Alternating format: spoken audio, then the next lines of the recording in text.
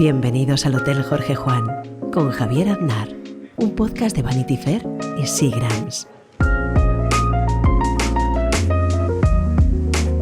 Hoy tenemos de invitado en el hotel a Kiko Llaneras. ¿Cómo estás, Kiko? Hola, ¿qué tal? Encantado de estar hoy aquí. Nos conocíamos, hacía tiempo que no nos veíamos, habíamos coincidido en un par de sitios, escribimos juntos en algún medio y tenía muchas ganas de que vinieras y de poder charlar contigo. Y además acabas de publicar tu nuevo libro, Piensa Claro.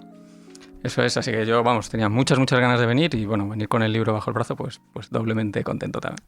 8 reglas para descifrar el mundo y tener éxito en la era de los datos. Es un tema muy interesante, además, porque es un mundo, yo diría que complicado, porque yo creo que los datos siempre tenemos en la cabeza que son la verdad absoluta y yo creo que a veces esa verdad absoluta que creemos es engañosa.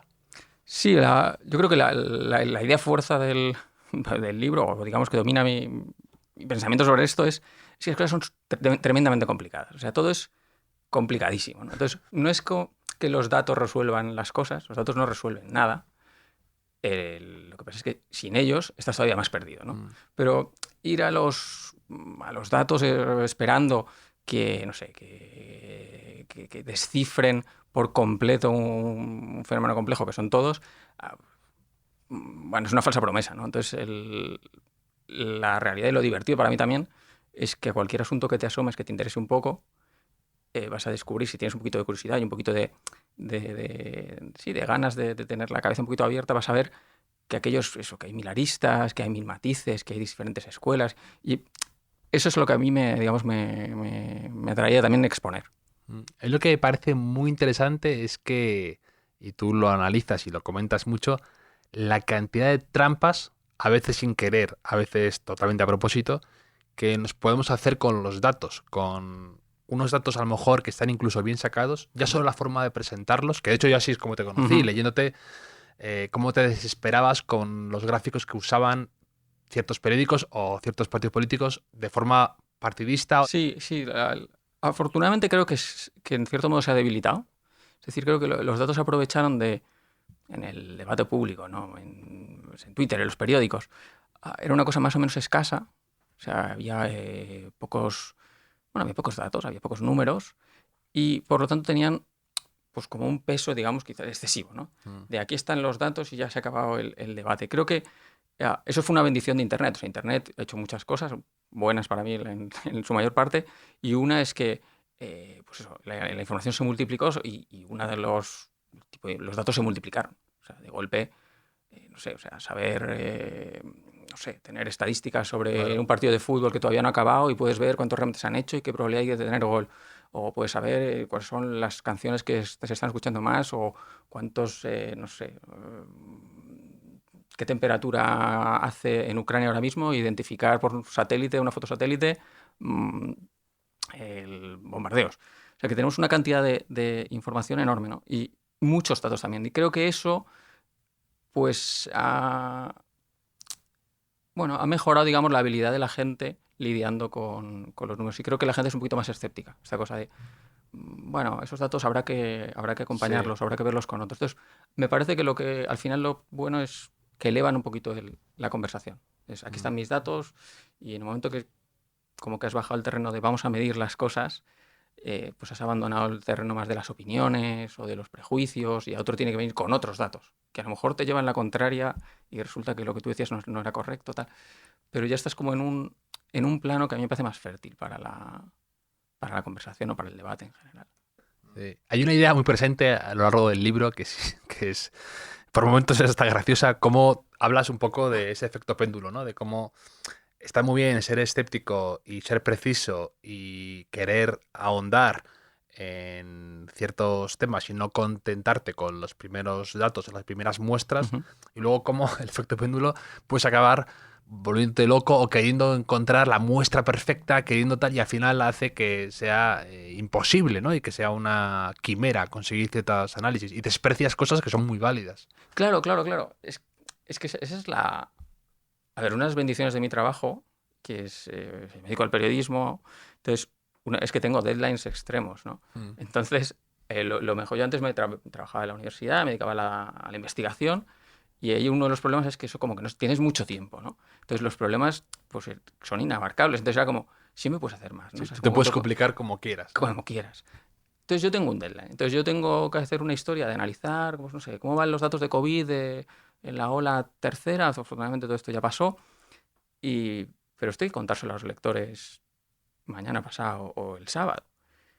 Entonces, eso limita un poco tu alcance. Yo creo que la clave para conciliar eso es decir, bueno, si yo no tengo todas las respuestas, que no las tienes nunca, pero quiero atender preguntas difíciles, ¿cómo hago? ¿No? Entonces, yo creo que uno es siendo transparente, de decir, bueno, he mirado esto, esto y esto, y lo que a mí me parece mi conclusión es que parece que la ola pues, está levantándose o no se está levantando, o lo que sea, ¿no? Y la otra es siendo como muy humilde en el tono de tener una relación, en este caso con los lectores, pues muy conversacional, ¿no? Decir, bueno, he mirado estas cosas, he hablado con estos dos expertos y por lo que me dicen, mi sensación es esta. Quizás tú tienes otra sensación, ¿no? Entonces, ese me parece que es el equilibrio. O sea, ese es no negar la complejidad, que me parece aburridísimo además, y luego no darte, o sea, no pensar que, no vender tus respuestas como mejores de lo que son. A mí con el título del libro me da un poco de pudor llamarlo Piensa Claro, ¿no? Y es como, hostia, va a venir aquí Kiko a decirte cómo hay que pensar, ¿sabes? Me daba pudor, ¿no? Pero lo que me tranquilizó es decir, esto no es como el método que me he inventado yo de cómo razonar o cómo usar la lógica, si son ideas muchas muy antiguas, la mayoría muy antiguas y son pues conceptos y que yo alimento con historietas y tal, pero que vienen en libros y que ha contado otra gente, o sea que no Sí. es realmente es un trabajo de recolección. O sea, yo lo que he hecho es tener la pulsión esta de decir, ay, voy a recoger todas pues, estas ideas que me suenan bien o que a mí me han ayudado y las voy a poner juntas. Como si poniéndolas juntas ya no se Sí. fuesen a olvidar nunca más, ¿no? Pero creo que tú lo comentas en el libro, al final, además, hablas de que es el libro que a ti te gustaría haber tenido cuando empezaste, ¿no? Con ejemplos muy ilustrativos, con historias, creo que muy de... Eso, muy del libro americano, ¿no? De cómo te puedo ilustrar una idea que a lo mejor así, en teoría, te parece muy abstracta, de una forma práctica, ¿no? Con un ejemplo pues, de Marc Gasol en la NBA, con el tema de las estadísticas, o con temas de más de pues el sesgo del superviviente, ¿no? Lo explicas con el caso del famoso avión en la Segunda Guerra Mundial, ¿no? Pues está muy bien cómo los traes y cómo los enlazas para presentar esos temas que tú tienes que tener claros y que de una forma quieres atornillar, ¿no? Sí, porque yo es algo que intento, eso es totalmente imitado, o sea, es una habilidad que tiene alguna gente que es comunicarse en base a historias. Sí, son muy divulgativos, ¿no? Es, Con esa forma de contar. sí, a mí me parece lo más potente. O sea, Sí. es una cosa que a mí me genera envidia, ¿sabes? Esa gente Sí. que continúa, que llega y bueno, eso es lo que me ha pasado hoy.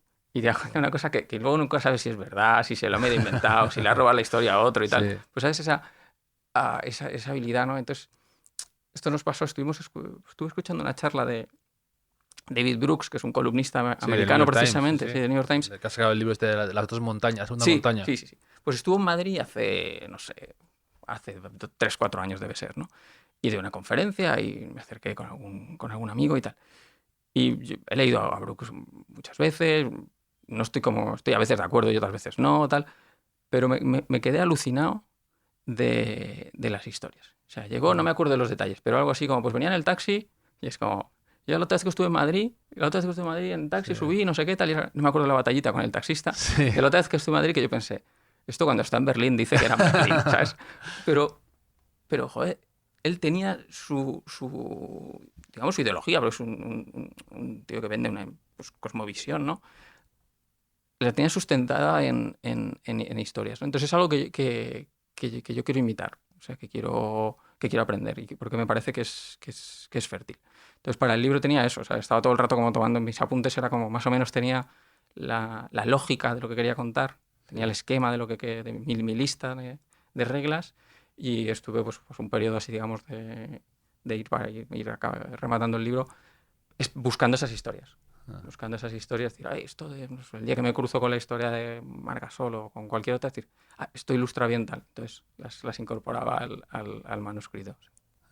Y hay ideas bastante potentes. Bueno, para empezar, me gusta cómo cuentas que tu afición por los datos viene de cuando eras pequeño y te encontraste en un merendero un montón de chapas y querías llevarte una de cada Sí, refresco, de cada sí. marca. Y tu madre estaba horrorizada con la idea. Sí, porque además íbamos en un viaje y yo creo que es típico pararse en eso, en un merendero, pues no sé de dónde vendríamos, pero vamos, todo el mundo con ganas de llegar a casa. Supongo que paras, yo en un momento, pues, supongo que en mi cabeza paramos a comer, pero probablemente pasamos a que el niño se pasease un poco y se desfogase, ¿no? Entonces, yo recuerdo la sensación esa de, claro, en un mundo, estos serían los 80, en un mundo que había, que había pocas cosas, ¿no? O sea, que, pues, ver muchas chapas era como algo un poco exótico, porque había chapas que no habías visto nunca, porque había de otros años o de otras ciudades, de otros países, había un montón de chapas pues, de botellas de Cass, de, no sé, Schweppes y tal. Y recuerdo la cosa de el afán coleccionador, que es una pulsión que yo tengo y que tengo como, bueno, que conseguí quitarme. Yo no colecciono nada, pero porque tengo esta pulsión de la completitud, ¿no? O sea, esta cosa de querer cogerlas todas. Entonces me recuerdo con la cosa de ir cogiendo las chapas, mi madre queriendo que nos teníamos que ir y nos íbamos a ir, y el momento de asumir que yo no iba a poder tener todas las chapas. O sea, que eso era inabarcable, porque había muchísimas, no teníamos tiempo, y por lo tanto ese poner orden o esa pulsión de ordenar las cosas, ¿no? Como cuando haces una lista, pues iba a quedar insatisfecha. Y lo recuerdo. Entonces, esa pulsión, ese afán, digamos, que por un lado es de entender y por otro es como de organizar, Mm. lo conecto mucho con el tipo de cosas que acabo haciendo En tu en mi trabajo. curro. Sí. Ya. El Mm. querer tener los datos, ordenar el mundo, ¿no? Esa complejidad que tú hablas de que es muy difícil sacar conclusiones y extraer verdades de todos los fenómenos que se producen, ¿no? Porque tú hablas además de los fenómenos emergentes, ¿no? Que es un Ujú. poco, hablas un poco de eso, ¿no? De cómo a veces son varias causas colisionando al mismo Muchas. tiempo, que queremos simplificar todo. Es una forma que tenemos nosotros de ordenar el mundo, ¿no? La filosofía no deja de ser eso también, ¿no? Y también lo que tú harás es eso, el querer a veces explicar cosas complejas de una manera sencilla o reducirlo Sí. o ver patrones, ¿no? Ese es como nuestro impulso, ¿no? O sea, Mm. nuestro impulso. O sea, las personas tenemos que actuar, tenemos que tomar decisiones. Ahí el ejemplo clásico es, ¿no? Si oyes un ruido que puede ser un león, ¿no? Lo que te ha traído hasta aquí es huir como si fuese un león. Mm. O sea, entonces, nuestro cerebro saca conclusiones continuamente y precipitadamente, porque esas conclusiones es lo que le empuja a actuar. Que podría ser de otra manera, porque tu cerebro podría decir 95% o 70% de probabilidades de que es un león, mejor correr. Mm. ¿No? Pero no funciona así. Tu cerebro dice león y sale corriendo, ¿no? Entonces, eso, que es maravilloso en un montón de cosas, o sea, nosotros con muy poquitos estímulos podemos sacar conclusiones y ponernos en marcha, pues claro, en un mundo más complejo, donde eso sí, donde hay problemas irresolubles, pues funciona, nos empuja a veces a simplificar la realidad demasiado. Y los fenómenos emergentes es uno de esos casos, ¿no? O sea, son todos esos problemas o todos esos fenómenos. Bueno, un ejemplo clásico son, no sé, los precios, ¿no? Es como, ¿quién decide que el café en Starbucks vale 3,40 euros? El primer impulso es decir, bueno, el que lo vende, Mm. ¿no? Que le pone el precio y decida a qué precio se vende.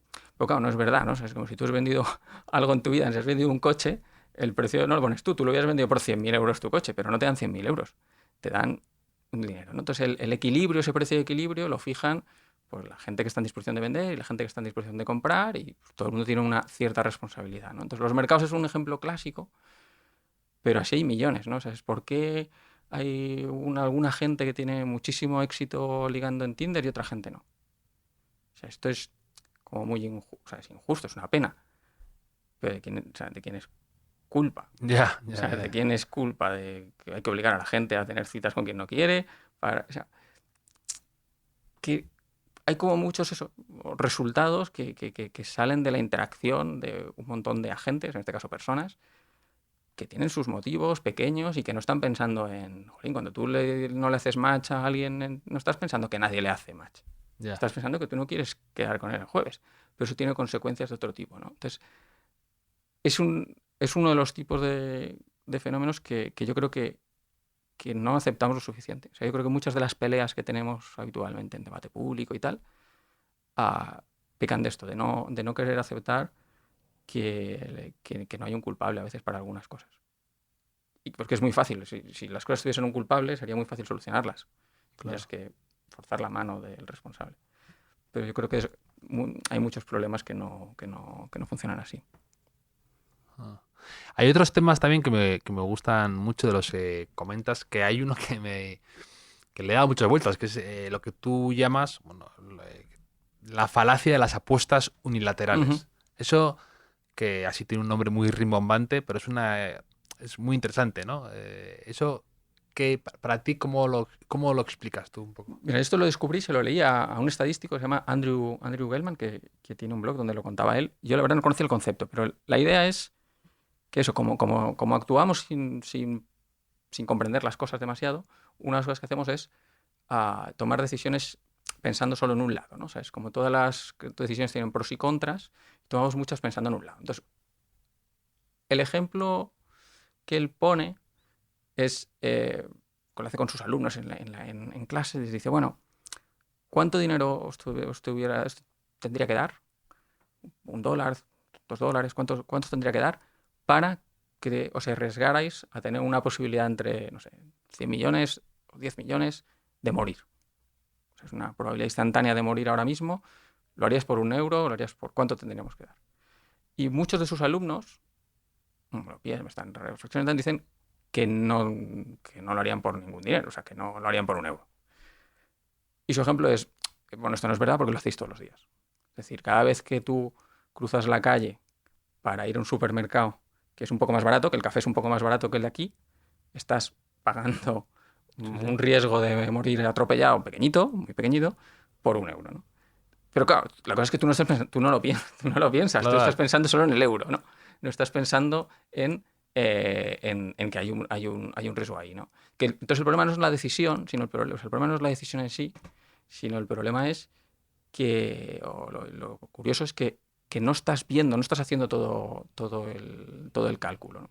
Sí, es un poco como volar en un vuelo largo directo o con escala, ¿no? O sea, si tú estás poniendo precio a un posible Sí. pequeño mayor riesgo y también a horas de tu vida, ¿no? O sea, esas 6 horas de tu vida las estás poniendo un precio. Es decir, esto me vale.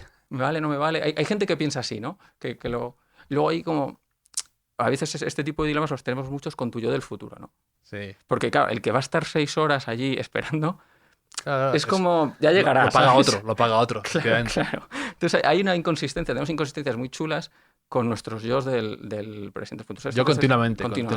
Eso salía un poco en... Sí, salía mucho en cómo conocía a vuestra madre, que decía Ted Mosby, decía, eso es un problema de Ted de futuro. ¿Sabes? Y hablaba a otra persona, ¿no? Y a mí pasa continuamente, también tiene eso, lo cuenta Jerry Seinfeld en un monólogo, que estás todo el día como si fueras un poco Dr. Jekyll y Mr. Hyde con tu yo de la noche anterior, pero es que debería haber dormido. ¿Por qué me mantuvo despierto este hombre? Dices, nunca más. No voy a volver a pasar, además. Claro. Y no, pues ¿para qué me quedo viendo esa película? ¿Para qué me quedé leyendo hasta las tantas y tenía que hacer esto? O sea, estás como maldiciendo a tu versión de la noche anterior. Que es...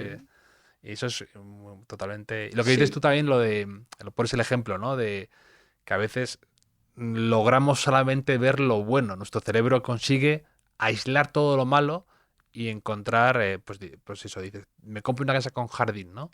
Y a veces logras obviar, piensas solo en la barbacoa y obvias el trabajo del césped, piensas que lo va a hacer otra persona, ¿sabes? Piensas que no, que eso a ti no te... No tiene por qué ocurrir, no será para tanto, porque lo has escuchado a otra gente que a ellos les pasa, pero tú piensas que tú no, porque te arrastra un optimismo, ¿no? Nos hacemos unas trampas increíbles. Luego la otra clásica con los dos yos es lo de recordar el pasado peor. Pero eso pasa mucho con las rupturas, ¿no? O sea, es como que la gente, cuando, no sé, pues si te deja... Casi todo el mundo que ha roto con una pareja piensa que ahora está mejor. Que estadísticamente no es posible. La mitad estaremos más o menos mejor o estaremos peor, ¿no? Pero casi todo el mundo se ha reconciliado con el hecho de lo hayas dejado tú o te hayan dejado a ti, ¿no? Pero es como, no, porque en el fondo luego... he podido hacer muchas cosas y no estamos de acuerdo en esto y que son cosas que en el momento no sabías. Ya. O sea, en el momento tú a lo mejor no querías que te dejasen. Ya. Pero ocurre. Y 10 años después, como en el fondo somos es una apuesta unilateral de esas, en este caso muy útil, porque yo creo que es útil estar satisfecho con Sí, tu te vida vas- presente. Que incluso son esas cosas que te vas queriendo convencer a ti mismo mientras las dices en voz alta, ¿no? A Claro. veces. Tú imagínate que alguien te rompe con alguien, estás hablando con un amigo tuyo años después y tal, y de, no, ¿te acuerdas, Juanjo, esta chica? Así, sí, dale. Y te diga, Sí, ojalá sí. sí, ojalá Sí. nunca hubiéramos roto. Sigo atrapado ahí. Te quedarías helado. Sí. Helado, sería inaceptable. Sería inaceptable. Es como, ¿cómo que tú preferirías no? Sí, ojalá. O sea, está mucho mejor. este tiempo ha sido miserable. Todo, o sea, No está prefiero mal. que me mientas porque no puedo gestionar esa carga emocional que me estás dando ahora mismo. Claro, hay mentiras que hay que hacer. Sí. No, y esos ejemplos de las falacias, de las apuestas unilaterales, está muy bien. Además, claro, son esas que tú lo comentas también y es algo que me ha gustado en el libro, que hablas de que Steven Pinker dice que la inteligencia muchas veces ha venido por inventarnos nuevas palabras, ¿no? Que eso ha podido ser una de las transformaciones que nos han hecho evolucionar como sociedad, ¿no? Y tú hablas de que, pues evidentemente hemos ido introduciendo neologismos para capturar teorías abstractas, mentales. Ideas. Y eso está muy bien, porque a veces nos resistimos a usar palabras nuevas, neologismos, por un tema de una cierta preservación de nuestro idioma.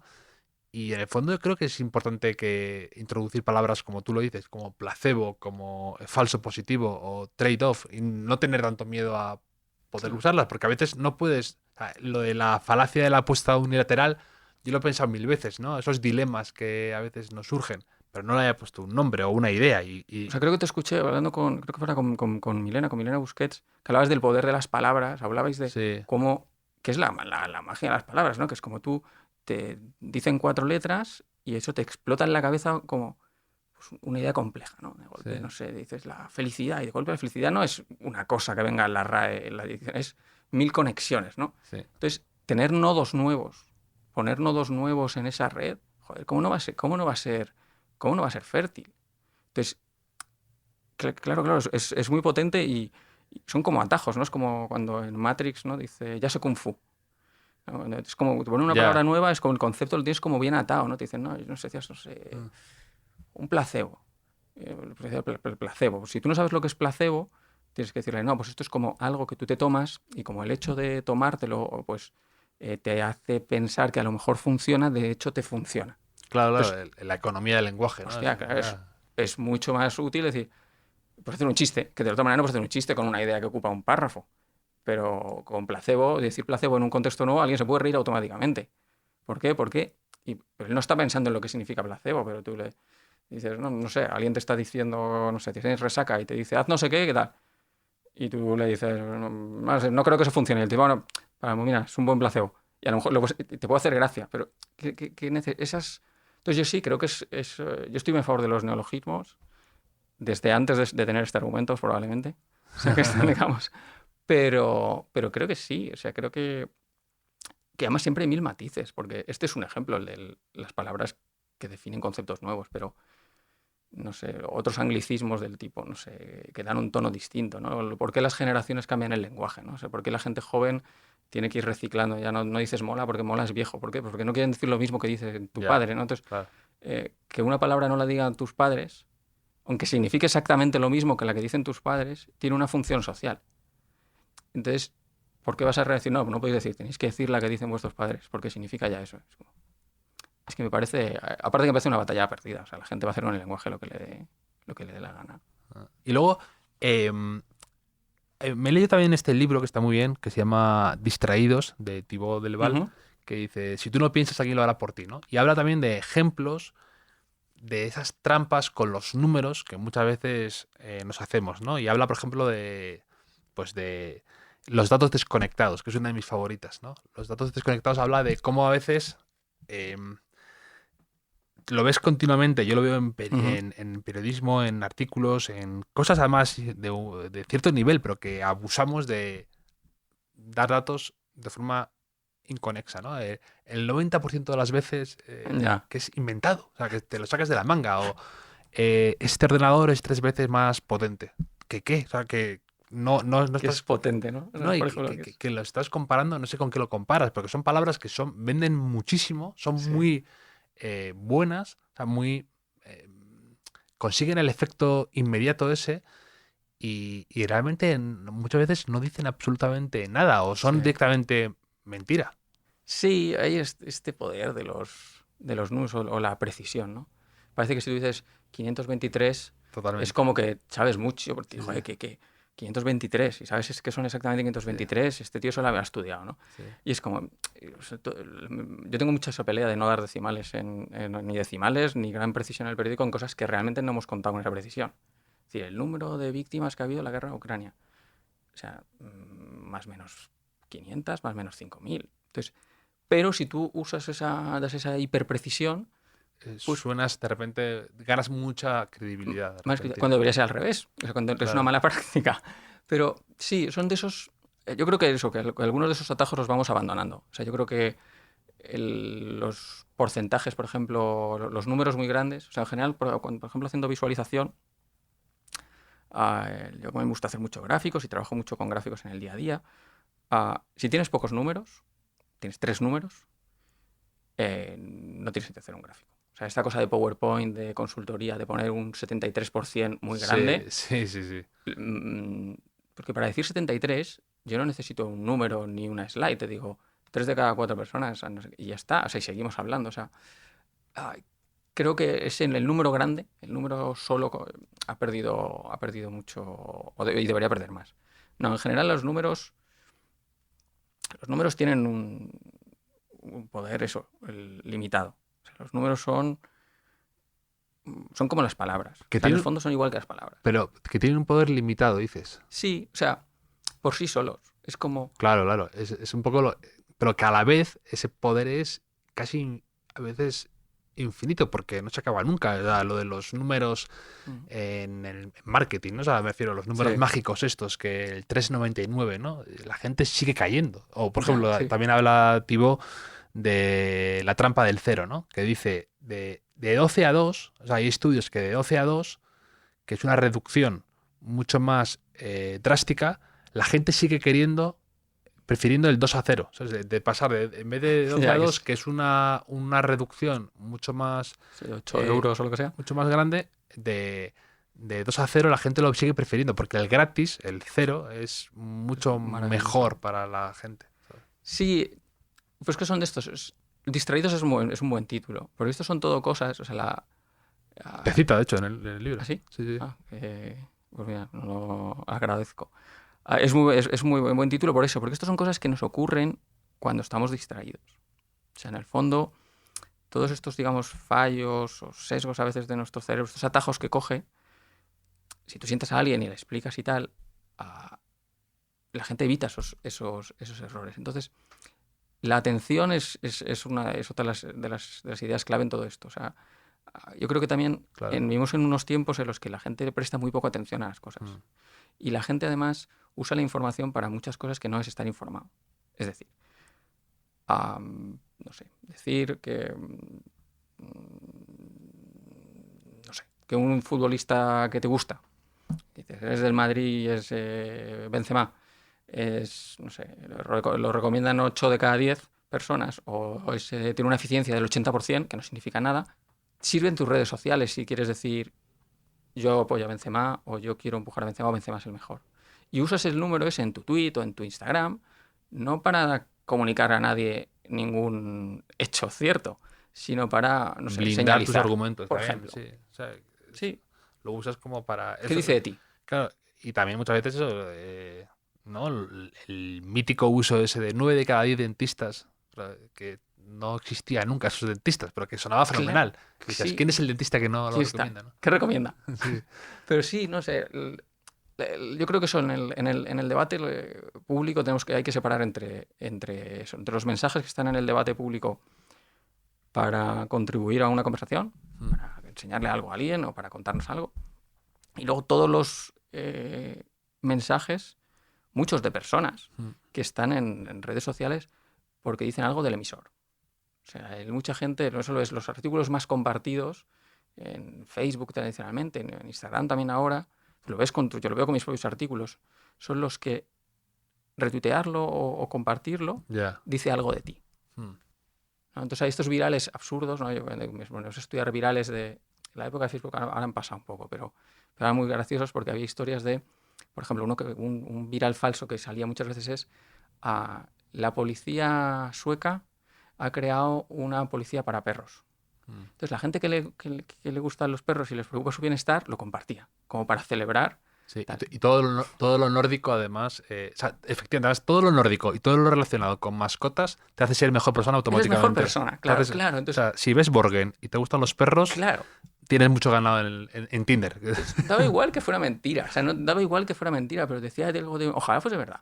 Y entonces el viral ese salía cada pocos meses y cambiaba el país, luego era Dinamarca, tal, luego Sí. una temporada fue Barcelona. Supongo que alguien, pero entonces era, pues si te gusta ese catalán, y quieres decir, y bueno, es que nos preocupan los perros y hemos hecho una policía para perros. Y clicabas en la noticia, porque era un fake de esos terrorífico, y ponía, según no sé, la encargada de policía de seguridad, Olaf, y ponía el nombre sueco, aunque era Barcelona, porque Bueno, Olaf te vende mucho también, ¿eh? claro, pero era un viral muy perezoso, pero esta gente, lo que sabía, digamos, la gente que hacía esas trampas en redes, es que los mensajes que había ahí estaban para hablar Claro. del emisor, no lo que hubiese dentro, daba igual. Sí, eso es muy habitual, lo que se conoce, ¿no? Como también un poco el virtue signaling, ¿no? Ujú. Que tú quieres proyectar virtud, quieres proyectar tus valores, qué eres, qué te preocupa, a través de un artículo Sí, con coste cero. que compartes, ¿no? O sea, sí, con coste cero. Con coste cero. efectivamente. Eso es la disonancia gigantesca que tenemos, ¿no?, entre nuestras opiniones. Mm. O sea, eso me irrita bastante también o sea, como gente que tiene vidas indistinguibles en el día a día, pero luego tiene un compromiso brutal con unas ideas o con las contrarias en redes, ¿no? Porque es como muy gratuito, ¿no? O sea, tú puedes tuitear eso de los perros, Sí, que no hay echar un todo el día. poco lo del famoso, ¿no? Lo del skin the game, ¿no? Pues Sí. al final. No tienes 7 perros en tu casa, solo estás Claro, tuiteando. claro, ¿no? Pero, No los recoges a todos. pero que y es muy habitual eso de que la gente lo usa para decir, si a mí me interesa esto y me preocupa esto, eh, estoy diciendo al mundo que tengo estos valores, Como soy. estas inquietudes, tengo esta profundidad, Sí, que es humano, o sea, yo entiendo que es humano, o sea, que, Y todos lo hacemos, en mayor o menor medida todos lo haremos, seguramente. claro, o sea, porque no vamos en chándal todos todo el día, ¿no? Es Mm. porque no, es que a mí me gustan los relojes o me gustan las camisas. En realidad te gusta lo que dice de ti, porque la camisa ni la llevas puesta, casi ni la ves. Pero tampoco no hay nada de malo, yo creo que, o sea, vamos, no creo que haya nada de malo en disfrutar de chorradas al revés. Una pregunta que me iba haciendo a medida Mm. que te iba leyendo, cuando hablas de casos que que has tenido que hacer para el periódico, que has tenido que estudiar, yo te iba a preguntar si tienes un fenómeno, un tema que todavía no hayas podido hincarle el diente, algo que te haya parecido frustrante, algún fenómeno o comportamiento que te gustaría entender o ver una correlación que sospechas pero te das con un muro una y otra vez y todavía se te resiste un poco. Uno que tengo en la cabeza recientemente, o sea, bueno, me interesa mucho la estrategia en el fútbol. Entonces me interesa no tanto los datos en el fútbol, que se ha hecho más cosas y las hemos hecho, sino me gustaría mucho que alguien del mundillo o como un buen conocedor de la estrategia me explicase lo que yo no veo cuando veo un partido de fútbol. Porque tengo la sensación, la intuición ahora de que el fútbol se ha hecho muy estratégico, muy sofisticado, pero yo no acabo de verlo, ¿no? Es como sé que hay un mundo ahí de espacios, de lo que ocurre con la gente que no tiene el balón, que es como un iceberg que yo solo veo la punta del iceberg y me gustaría como entender eso, que alguien me lo hiciese ver y luego yo poder contarlo, que es lo que me dedico en el periódico, es decir, el partido ese que ocurre cuando no estás mirando, ¿no? O que no ves. Porque me parece que habría muchas cosas. Tengo la sensación, por ejemplo, que en las remontadas del Madrid el año pasado, ¿sabes cuando un equipo de golpe parece que pierden, no sé, el Paris Saint-Germain se desconcierta Sí, tal y te sí. entran 3 goles de golpe, Sí. ¿no? Entonces mi sensación es, claro, es posible que es tan sofisticado el equilibrio de posiciones que si tú pierdes un poco la cabeza en un partido, te hacen 2 goles enseguida. Y eso es como una señal de lo increíblemente preciso que son normalmente. Entonces creo que hay más cosas y que no es tanto entonces casualidad que cuando te falla la psique se te vaya la defensa, ¿no? Pero eso es intuición, yo no lo veo, ¿no? Entonces, eso es uno de los temas que me gustaría, que creo que ahí se podría contar muy, muy bien. Sí. Pero eso, Es que necesito el socio privilegiado. eso en el deporte es interesante. Tú hablas de béisbol, hablas de la NBA, de cómo la introducción del mundo de la estadística y de los datos ha hecho que se sofistique, o sea, que ahora ya casos como lo de Moneyball, Mm. lo de el caso de Daryl Morey, el general manager de los Houston Rockets ahora en Filadelfia, que les ha ido bastante bien, haciendo una cosa muy específica, pero que a veces estamos en lo de siempre, ¿no? Puedes pecar de exceso, se te escapan cosas, es un poco eso lo que decía también, ¿no? Lo de un entrenador de estos balcánicos de baloncesto decía, las estadísticas son como los bikinis. Te dejan ver muchas cosas, pero no todo lo que te gustaría ver. Claro. Yo creo que en el boom de las estadísticas en béisbol o en baloncesto, en fútbol está ocurriendo ahora, es la punta del iceberg. O sea, esto es poco lo que capturan. Lo que pasa es que a ojo se captura mucho menos. O sea, esa es la tensión. O sea, no es como... Yo tengo esa pelea mucho con la gente en fútbol. Además, el fútbol se lo toma súper en serio, se cabrea mogollón cuando escribes de fútbol. Yo tengo como haters de todos los colores. Pero los de fútbol a mí es muy particular, porque es como... No vengas aquí encima con datos y con Claro, con esa cifras. cosa es como muy ofensivo, ¿no? Sí. De los datos, estos dan los datos, pero todos hemos visto el partido, tal. Y es como si a mí me encanta ver el partido. Si hay que decir que no... es otro plano de verlo, pero a mí luego, y me encanta que el fútbol sea ilógico y que pasen cosas imprevisibles, y, o sea, si no lo vería. O sea, que decir, el poner los números a mí no le quita nada de magia, ¿no? Pero hay esta irritación. Y un argumento que sale muchas veces, me pasó una vez con un compañero de profesión, además, que tuvimos como una peleilla sobre el fútbol, no sé si era decidiendo qué equipos eran los mejores del mundial, un ranking basado en datos o algo así. Y un poco su argumento final era como, es que el fútbol es muy complejo. O sea, el fútbol es muy complejo y ve con cuidado. O sea, es muy complejo, mejor no arriesgar. Y yo era como, joder, aquí en el periódico hablamos de economía, de las crisis mundiales, de pandemias. Digo, De elecciones. De elecciones. Digo, el fútbol no es complejo. O sea, no es complejo. Sí. O sea, el fútbol es sencillo. O sea, es un campo reducido, la meta está clara, hay que meter más goles que el otro, sois 11 contra 11. O sea, es un universo de juguete. Lo que pasa es que como lo conocemos tan bien, sabemos que aunque parece sencillo, en realidad es un universo. ¿Sabes? Esa que la gente que no le gusta le parece una chorrada y tú dices, no, pero joder, si aquí pasa la vida por aquí. Ya bueno, pues imagínate si le quitásemos las porterías, o sea, la vida es igual, pero mucho más compleja, solo que como no lo conocemos tanto y nos interesa menos, nos parece que la economía es muy sencilla y la pandemia también, ¿no? Pero sí, el fútbol es un terreno estupendo para contar historias. A mí la verdad que me gustaría hacerlo más. A mí me gustaría del fútbol también, y me interesa un poco eso, lo de cómo se aplican los datos para lograr fichar a un jugador y cómo debe ser eso, software muy precisos que te diga, mira, te saqué estos 10 jugadores que están infravalorados en el mercado por lo que sea, que tienen estos parámetros de edad, que se puede...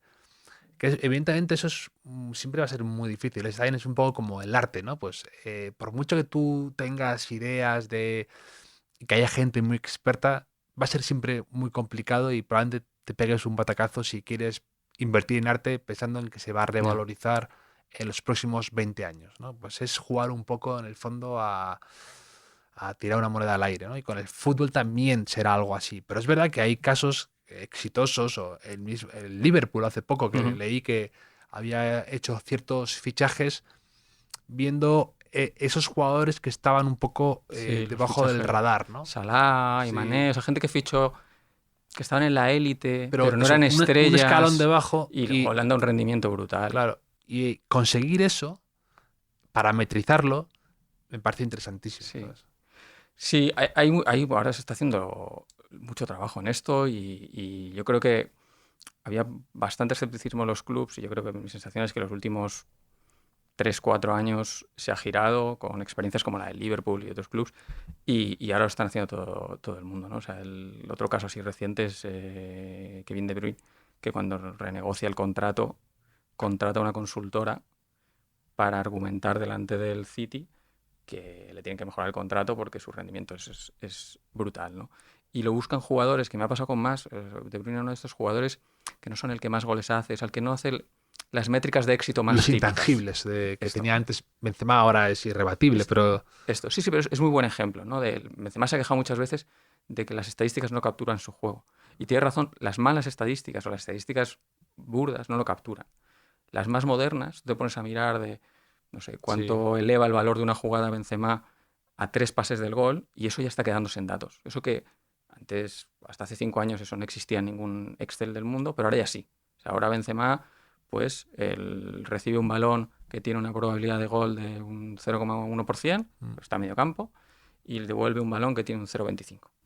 Que todavía probablemente no acabará en gol, pero lo ha elevado un poquito, ¿no? Y esas contribuciones se están midiendo.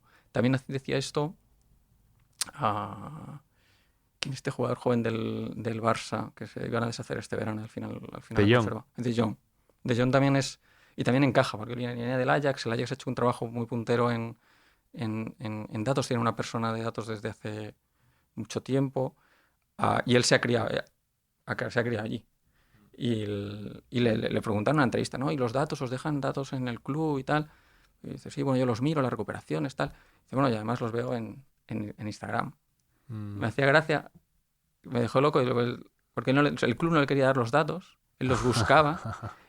y también pensé en el mundo de, imagínate ser de Jong y ver datos sobre ti en Instagram, que pone gente, ¿sabes? Gente poniendo de tus estadísticas y tú ver tus estadísticas reflejadas por ahí. sí, eso es gracioso. Ahora siempre lo pensaba, sobre todo cuando era pequeño y jugaba más a eso, pero siempre pensaba lo que deben pensar los futbolistas de sus valoraciones en el FIFA. En el FIFA, brutal. Y ya ahora la gente ya lo habla con totalmente transparencia. Se quejan de yo soy mucho más rápido que esto, yo soy mucho más... Sí, es divertido. Es verdad que la Premier tiene además la Premier es una cosa bastante envidiable, que tienen como mucho acceso. Los futbolistas de la Premier salen más cosas. Y sí, el día que salen las notas es como el tema de conversación en el vestuario de wow, no sé qué. Sí. Es brutal. O sea, y luego las estadísticas han dado un salto adelante, en parte con el FIFA también. El FIFA incorporó el año pasado, creo que fue el anterior. Bueno, ya no se va a llamar FIFA, creo. Ahora se va a llamar... Sí, ha perdido la licencia, ¿no? Y ahora se va a llamar EA Sports. Sí. Sí. Tuvieron ahí la bueno, yo creo que va a ganar el videojuego de calle, vamos. Y tú hablas también, de hecho, de videojuegos, hablas de lo que yo siempre he defendido en privado cuando me ganaba mi hermano o me ganaban amigos, que hay una teoría ahí conspiratoria, que la que ya soy partícipe 100%, que hablan de que los juegos están scripted, ¿no? Como están guionizados, que para que haya emoción, pues de repente hay un fallo en el último minuto, hay un error del portero, y lo estaba leyendo y sabía que tú hablas que eso no existe y dices que y yo diciendo, a mí esto me ha pasado. Yo lo he vivido esto. Hay juegos en los que pasa, no sé, el Mario Kart hace esto, ¿no? El Mario Kart cuando vas perdiendo te ayuda. Pero la gracia del FIFA es que esto para la gente que no juega le parece absurdo. Es decir, ¿qué problema hay en que te ayude el juego si vas perdiendo para hacerlo más divertido? Pero para la gente que juega al FIFA un poco en serio todos los fines de semana, pues quiere que sea justo y quiere que sea una habilidad pura. Pero hay esta teoría, ¿no? La gente tiene la percepción, la misma que tú, la percepción de que cuando vas ganando, el juego conspira contra ti y ayuda al rival. Conspira. Pero los que hacen el juego dicen que no.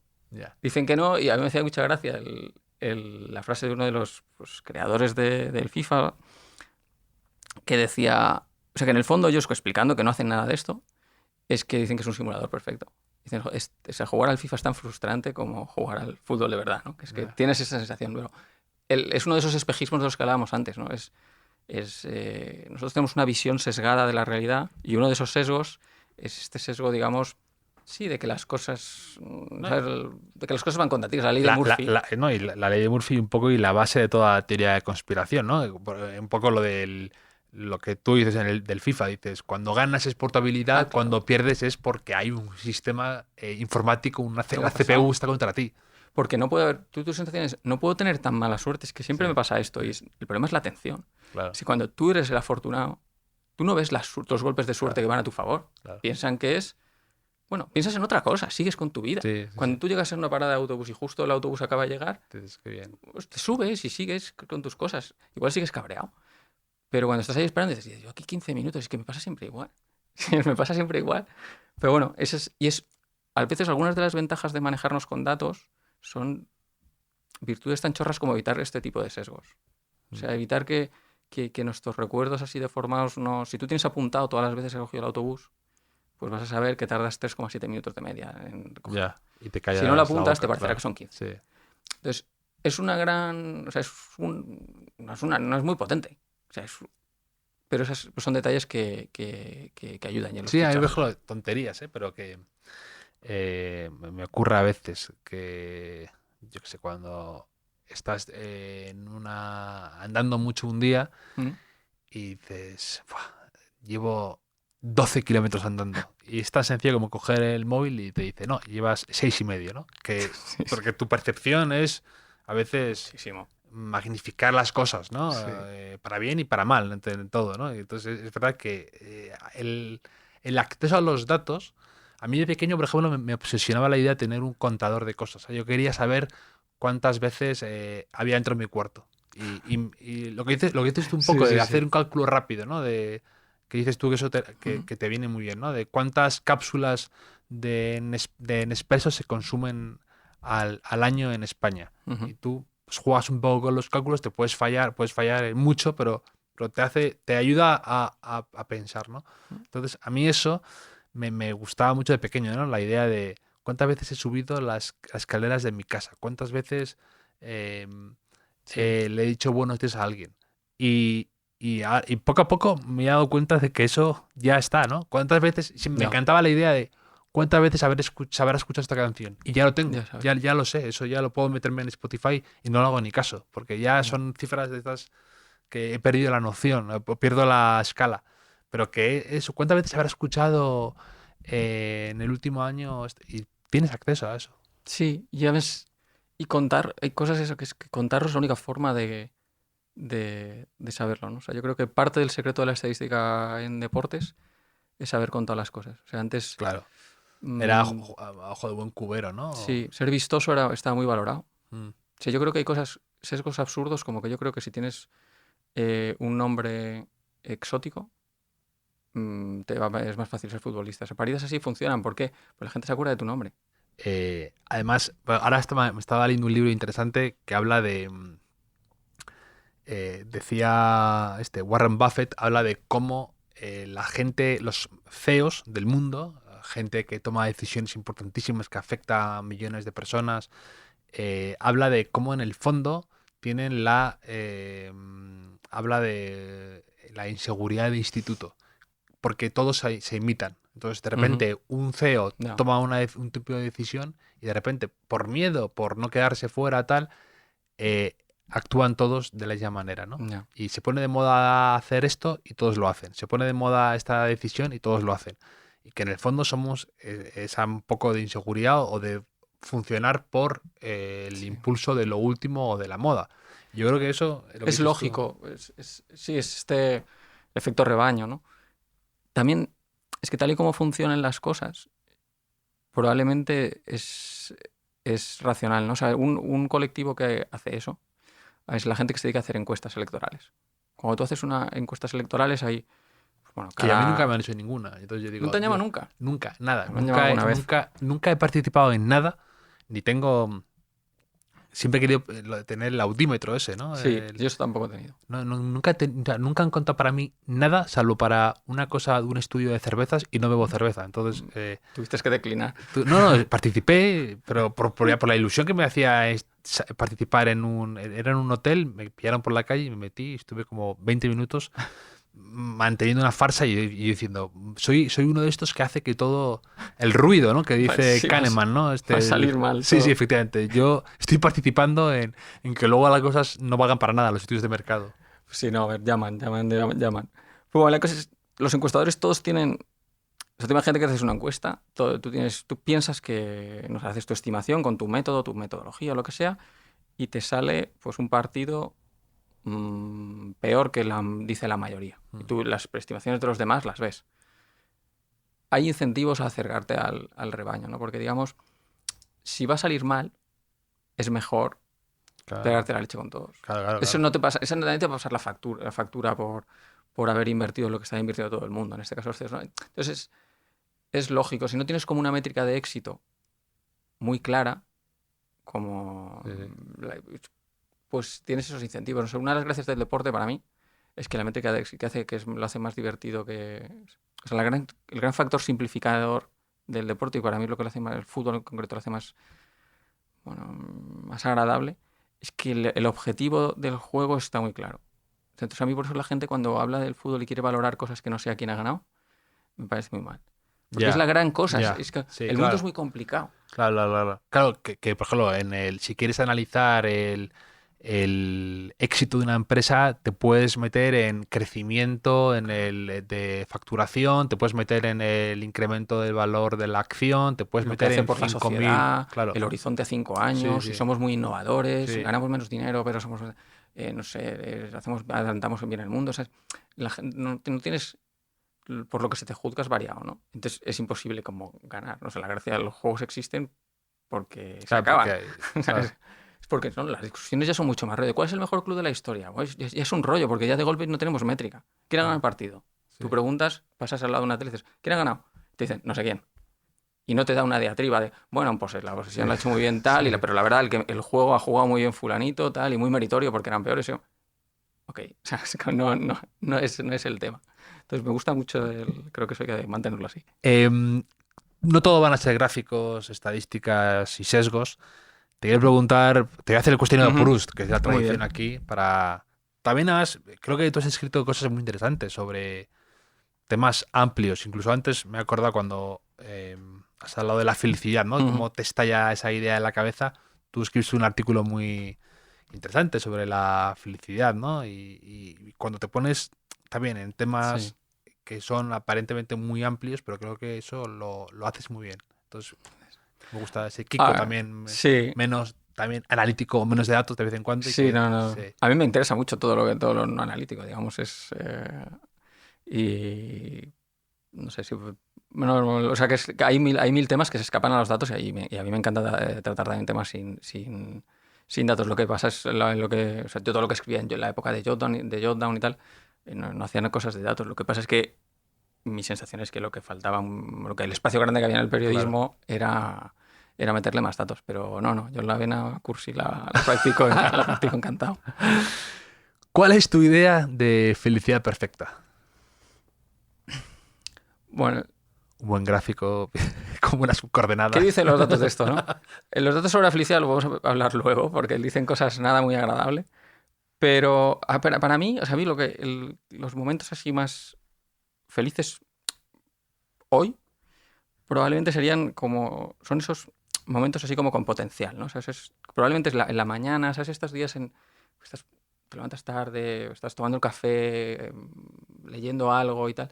Y en un mundo ideal es fin de semana o estéis en una casa con amigos y hay gente haciendo otras cosas por ahí, como alrededor, ¿no? Pues alguien que va a bajar a la playa, o sea, como esa vida. Y luego esa sensación de que es como el primer día de un fin de semana. Sí. O el primer día de vacaciones. Sí. Esa noche vais a hacer algo, hay como una expectativa, o sea, no tienes ninguna prisa, pero hay como, estás disfrutando de lo que estás leyendo y tal, pero hay una expectativa de la tarde, la noche o la semana. O sea, ese momento de estoy disfrutando del momento y además lo que viene está todo bien, ¿qué es eso? Es muy vacacional, muy estival. Es para mí yo creo que el momento que más... Sí, como todo es una promesa, ¿no? La promesa. Me hace un poco pensar también cuando he hecho la vista atrás, y yo diría que de los días más felices eran el día de vacaciones en el colegio o en la universidad cuando acabas exámenes, pero cuando aún tenías que sufrir un poco, ¿no? O sea, como el último día de colegio tenías que ir, pero ese día tenía un sabor especial, olía diferente, tenía como algo raro, incluso las clases se acortaban, no era todo como especial. O sea, sí, es justo esa primera tarde, esa primera mañana. Claro, O sea, y es la promesa. Yo creo que además captura una cosa, o sea, que para mí es la gran virtud de la juventud. Es decir, es la promesa, ¿no? O sea, esa cosa de como que todo está por llegar, que es como para mí lo mejor de ser joven no es las cosas que haces, es esa sensación que luego con la edad vas perdiendo, ¿sabes? Como ya no está todo por hacer, ¿no? Y hay cosas que no vas a hacer. Pero para mí el gran privilegio de ser joven es esa sensación de que el tiempo es como infinito, vas a tener... O sea, el potencial es todo. Sí, hay nada... no has tomado decisiones casi irreversibles todavía. No sabes todavía que las decisiones son irreversibles, que eso es Claro. yo creo que es el primer gran aprendizaje, ¿no? De adulto, es decir, que tomar, o sea, elegir algo o elegir es renunciar, ¿no? Exacto. Pero esto no lo sabes todavía, porque todavía no es tan verdad, porque pues, vas a poder equivocarte y... Siempre. Incluso conozco eso, gente que se va por ciencias y consigue encauzar su camino por otro lado, Sí, gente que empieza una carrera y acaba otra. O sea, sí que todavía tienes margen para equivocarte 1 y 100 veces. Sí. Sí, yo creo que no, en teoría, joder, la crisis de la mediana edad es la aceptación de que eso ya no es verdad. Por eso la gente hace cosas locas con la cosa, la explicación de los 40 y tales. Es tu último tiro, es tu última oportunidad de cambiar tu vida. Incluso a veces la sensación de yo puedo ver o notar que a veces incluso la gente delega ya, o sea, como que quiere eso, pero como él no lo puede tener, necesita rodearse de gente más joven para vivirlo, para que se lo cuenten, Para estar al lado. para estar al lado, para que te pille de refilón. Vivir a través de otros. Sí. Lo cuentas, ¿no? Porque luego lo cuentas, no sé qué está con no sé quién, está loco, no sabes la cantidad que le y te cuenta cosas y dices, no, si lo ha hecho otro. ¿Sabes? que está guay. Pero es un poco tuyo, porque lo estás contando tú, ¿no? Exacto. Sí, es verdad que yo eso también lo he hecho un poco, ¿sabes? Robar o sea, a los intrépidos. Sí, es verdad. Pero sí, ese sería, digamos, creo que mi momento, sí. Un rasgo que no te guste de ti mismo. Aparte del coleccionismo extremo que has dicho. Sí, pero ese está Controlado. quitado. Entonces, luego, más taras. Yo tengo una incapacidad para llegar a los sitios y marcharme. O sea, yo no soy tímido, o sea, digo, soy introvertido, o sea, no me da vergüenza hablar en público, no he sido tímido tradicional, pero yo hay los ritos así como muy sociales, como es saludar y despedirte, yo no sé hacerlo. O sea, no sé cómo llegar a los sitios. Entonces es como, con la edad he aprendido a llegar a los sitios y haber llegado. Pero todo eso me genera una tensión intensa, ¿no? Entonces yo si tengo que llamar por teléfono a alguien para pedir hora en la peluquería, ya me jode un rato. Ya. O sea, es esta cosa de estos intercambios personales muy pautados, en los que hay como un protocolo más o menos rígido. O sea, no es hablar con alguien de lo que sea, no, es unos códigos, seguir un código como muy a la letra. Y eso me genera, me gustaría poder Sí, hacerlo de otra manera. a mí me ocurre, ¿eh? Y el ejemplo de la peluquería es muy bueno porque es algo totalmente... La gente coge y llama. Sí, no, claro, y a mí me pasa y gente a mi alrededor que no es así, claro, alucina con... Que no puedas hacerlo. Yo no puedo hacer a veces esos intercambios sociales mínimos de hablar con el del restaurante y que ver si hay sitio o no. A veces me incapacita. No, es difícil explicarlo porque es algo tan sencillo. Porque el resto lo hacen sin pensar y tal. Porque en el fondo tú, ¿no? Es como que yo reproduzco más o menos, pienso, digo, bueno, pues voy a ir y digo esto y tal, y entonces me dirá tal. Pues genera un estrés que es absurdo, ¿no? O sea, la gente va y hace las cosas, ¿no? Sí. O sea, que en el fondo probablemente lo que me molesta de mí es no tener la capacidad de ir y hacer las cosas. Sí. O sea, a mí me da mucha envidia a la gente que vive en el presente absolutamente. O sea, yo, digamos, mis amigos más envidiados es la gente un poco caótica y un poco de... Pues, que pero llega y dice... Y al mismo tiempo resolutiva, ¿no? Que Sí. toma decisiones sin contemplar 1000 escenarios. Sí, pero no necesariamente hábil, porque luego hay gente hábil socialmente. Que eso sí, me genera cierta envidia, pero entiendo que eso es un aprendizaje. También es una cosa, por ejemplo, muy relacionada con la clase social. O sea, una de las ventajas que te da unas cosas que heredas de tus padres es saber estar en muchos sitios, ¿no? Es una cosa que pues eso, si tienes un nivel sociocultural alto, se nota. Esas notas de saber saludar y saludar a señoras y hablar. O sea, eso es una cosa que hay gente que tiene que aprender, ¿no? Porque no por el mundo en el que te has criado, ¿no? Pero eso me da Pero es la otra, la gente impulsiva. O sea, la gente impulsiva... Sí, la gente impulsiva. Que se les hace la vida más complicada y probablemente no lo querría para mí, pero es lo que Sí, envidio. claro, claro, claro. Me siento muy identificado, ¿eh? Porque a mí me ocurre y además con el tema del podcast es algo paradójico, porque a mí me pasa lo que dices tú, al mismo tiempo no me incomoda, al revés, Ya. lo hago porque me fascina conocer más a personas que me interesan, pero que el momento de a veces abordar a alguien o de... Pero yo creo que es una virtud del podcast para ti. Porque precisamente por eso no es como una conversación por los terrenos estándar de una conversación. De bueno, ¿qué tal? Y el verano, ¿qué tal? O sea, sino que es otra conversación. Es como, como si le quitases la grasa de todo digamos, la conversación, quitarle todo lo... Sí, todo lo reglado, pautado. O sea, yo creo que para escuchar yo creo que eso lo hace mejor. Como oyente, desde luego, yo creo que no me parece casualidad. No me parece casualidad. Hace más difícil el día a día. ¿Y un rasgo que no soportes de los demás?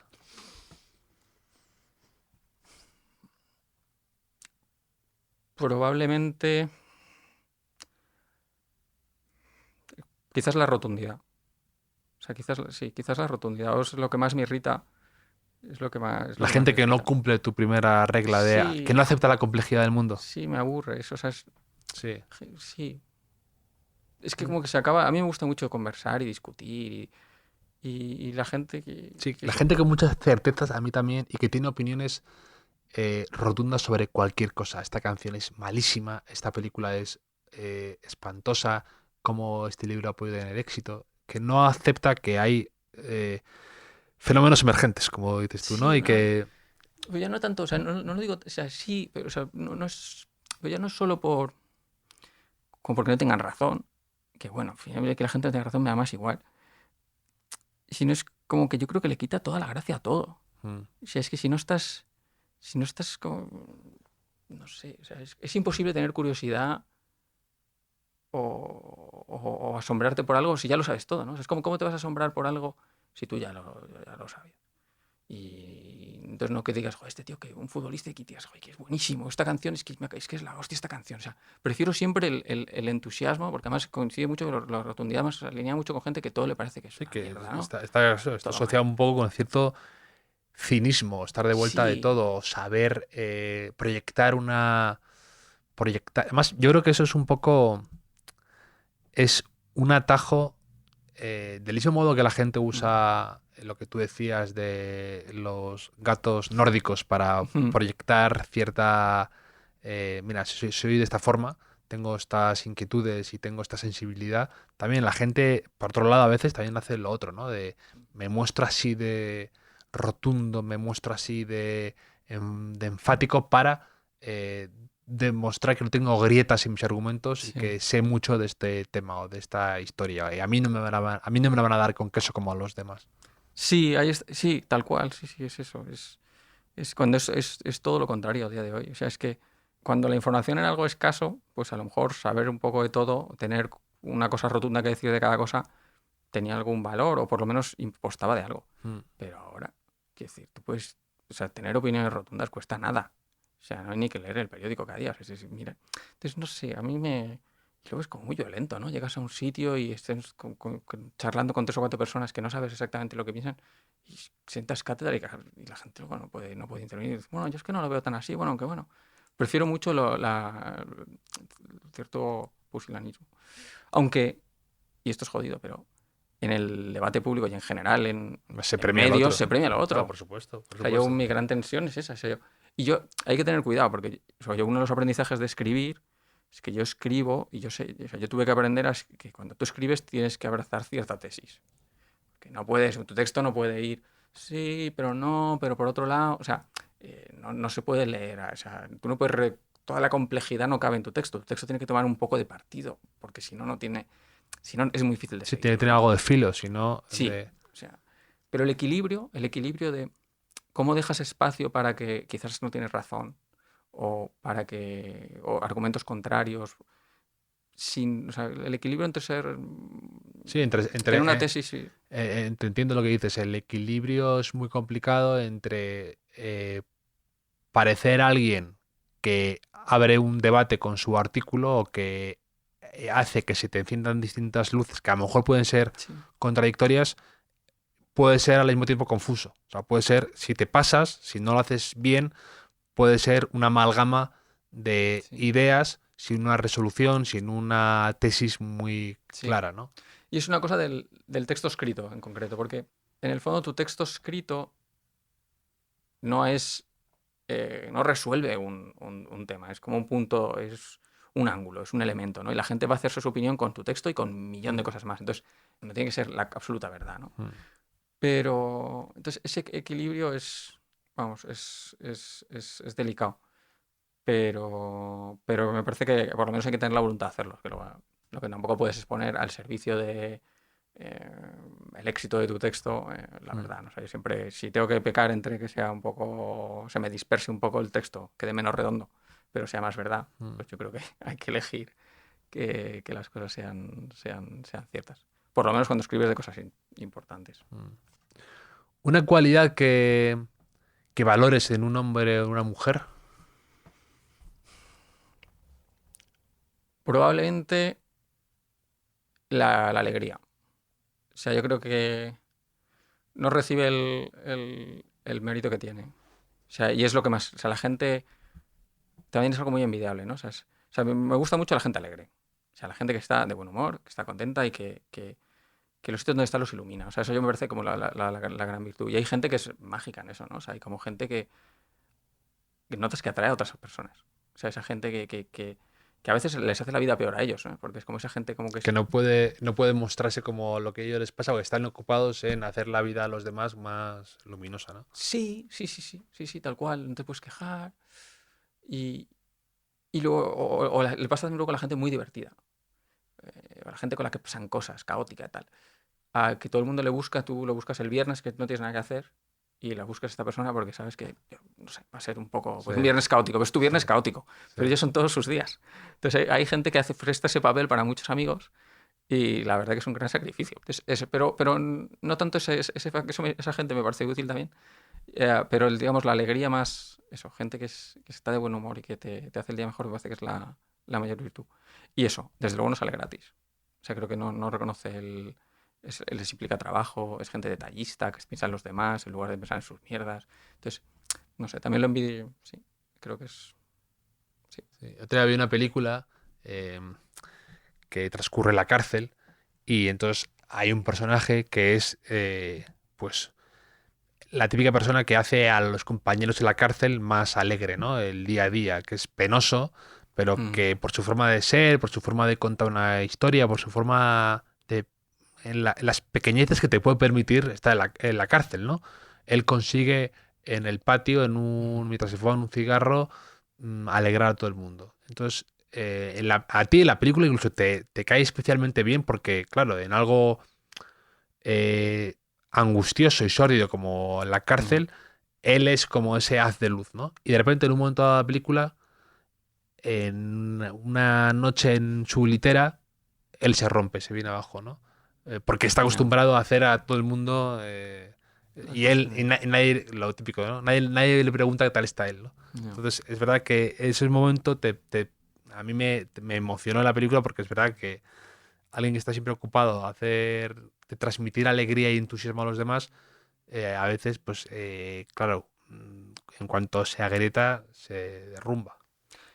Es que los roles que nos atribuyen los demás es una cosa que nos atrapa también. Eso es muy interesante y hace poco lo pensaba porque, fíjate, me encontré, bueno, vino aquí un monitor de un campamento que yo tuve hace años en Estados Unidos y hacía que nos veíamos un montón de años, 20. Y claro, él era mayor que yo. Entonces me hizo mucha gracia porque al encontrarnos y cenar, volvimos de repente a esa época. Entonces, como que de forma inconsciente, yo era otra vez o sea, había una jerarquía Sí, tú todavía. notaste tu yo de entonces empujando, Claro, queriendo o sea, salir, ¿no? O sea, que efectivamente, como que de repente ese rol volvía a aparecer. es brutal, pero tú no tienes en distintos grupos de amigos totalmente. roles distintos. No, no son los roles, sino como Sí, sí. lo que se espera de ti y lo que tú haces son cosas diferentes. Exactamente. Y tengo imagen de cuando me veo con unos amigos de la universidad, yo soy un poco esta versión de mí misma. Ya. Incluso lo veo con cierta distancia a veces. Y cuando voy a otro con amigos de toda la vida de Santander, soy este otro. Entonces a veces es un poco, me genera algo de pequeño conflicto. Sí, Sí. sí, yo creo que hay gente que es reacia a mezclar grupos a veces por esto. Sí, en eso la burbuja son los grupos yo creo que los grupos del instituto, los grupos de tus amigos muy antiguos, porque es como un poco viajar en el tiempo, ¿no? Porque tú vuelves allí y Claro. eres el de entonces y tú en otro mundo eres un poco otra persona, ¿no? O sea, es como, hay gente que es pues, o más divertida o pasa mucho, por ejemplo, con lo audaz que eres, ¿no? O sea, hay gente que es como el más audaz de su grupo. Juan sin miedo. Sí. Sí, y en otro mundo al revés, ¿no? Es curioso. Yo me parece que es una de las cosas útiles de las pandillas, de mantener las pandillas antiguas, porque tienes esa... O sea, a mí me sirve mucho a relativizar. O sea, vuelves a, no sé, torneos con otros amigos y hay cosas que les das mucha importancia en otro mundo y al llegar allí no se lo puedes contar, no les interesa nada. Cosas de curro. Y digo, no, pues dices, es que si les va a dar igual. Pero si les da igual, a mí me importa lo que piensan. Entonces, si les da igual es que no es tan importante. Entonces, el que está equivocado es mi yo del día a día, que pensaba que era muy importante no sé qué parida, ¿no? Entonces sí, es útil, es útil. Rompe la ficción esa de que somos un continuo, que somos siempre el mismo. Ya. Pues, obviamente es mentira, claro. Un lugar donde te guste escribir tus artículos, no sé si a lo mejor pues, pasas mucho tiempo en la redacción o también te gusta un poco irte y evadirte y escribir en algún lado. Tú Sí. escribes, dices que en este libro lo empezaste a garabatear un poco en el retiro, ¿no? Sí. En esa época vivía cerca y en el retiro he escrito. Cosas tipo el libro, como un poco como cambiar un poco la cabeza, como parece que cambiando el entorno te cambia un poco el chip y entonces lo tengo un poco asociado a tomar notas en papel, además que yo no escribo todo en ordenador. Entonces el Parque del Retiro y tomando notas así en el móvil rápido y tal, lo he usado mucho. Y luego yo he escrito mucho, no he escrito nada o muy poco en la redacción.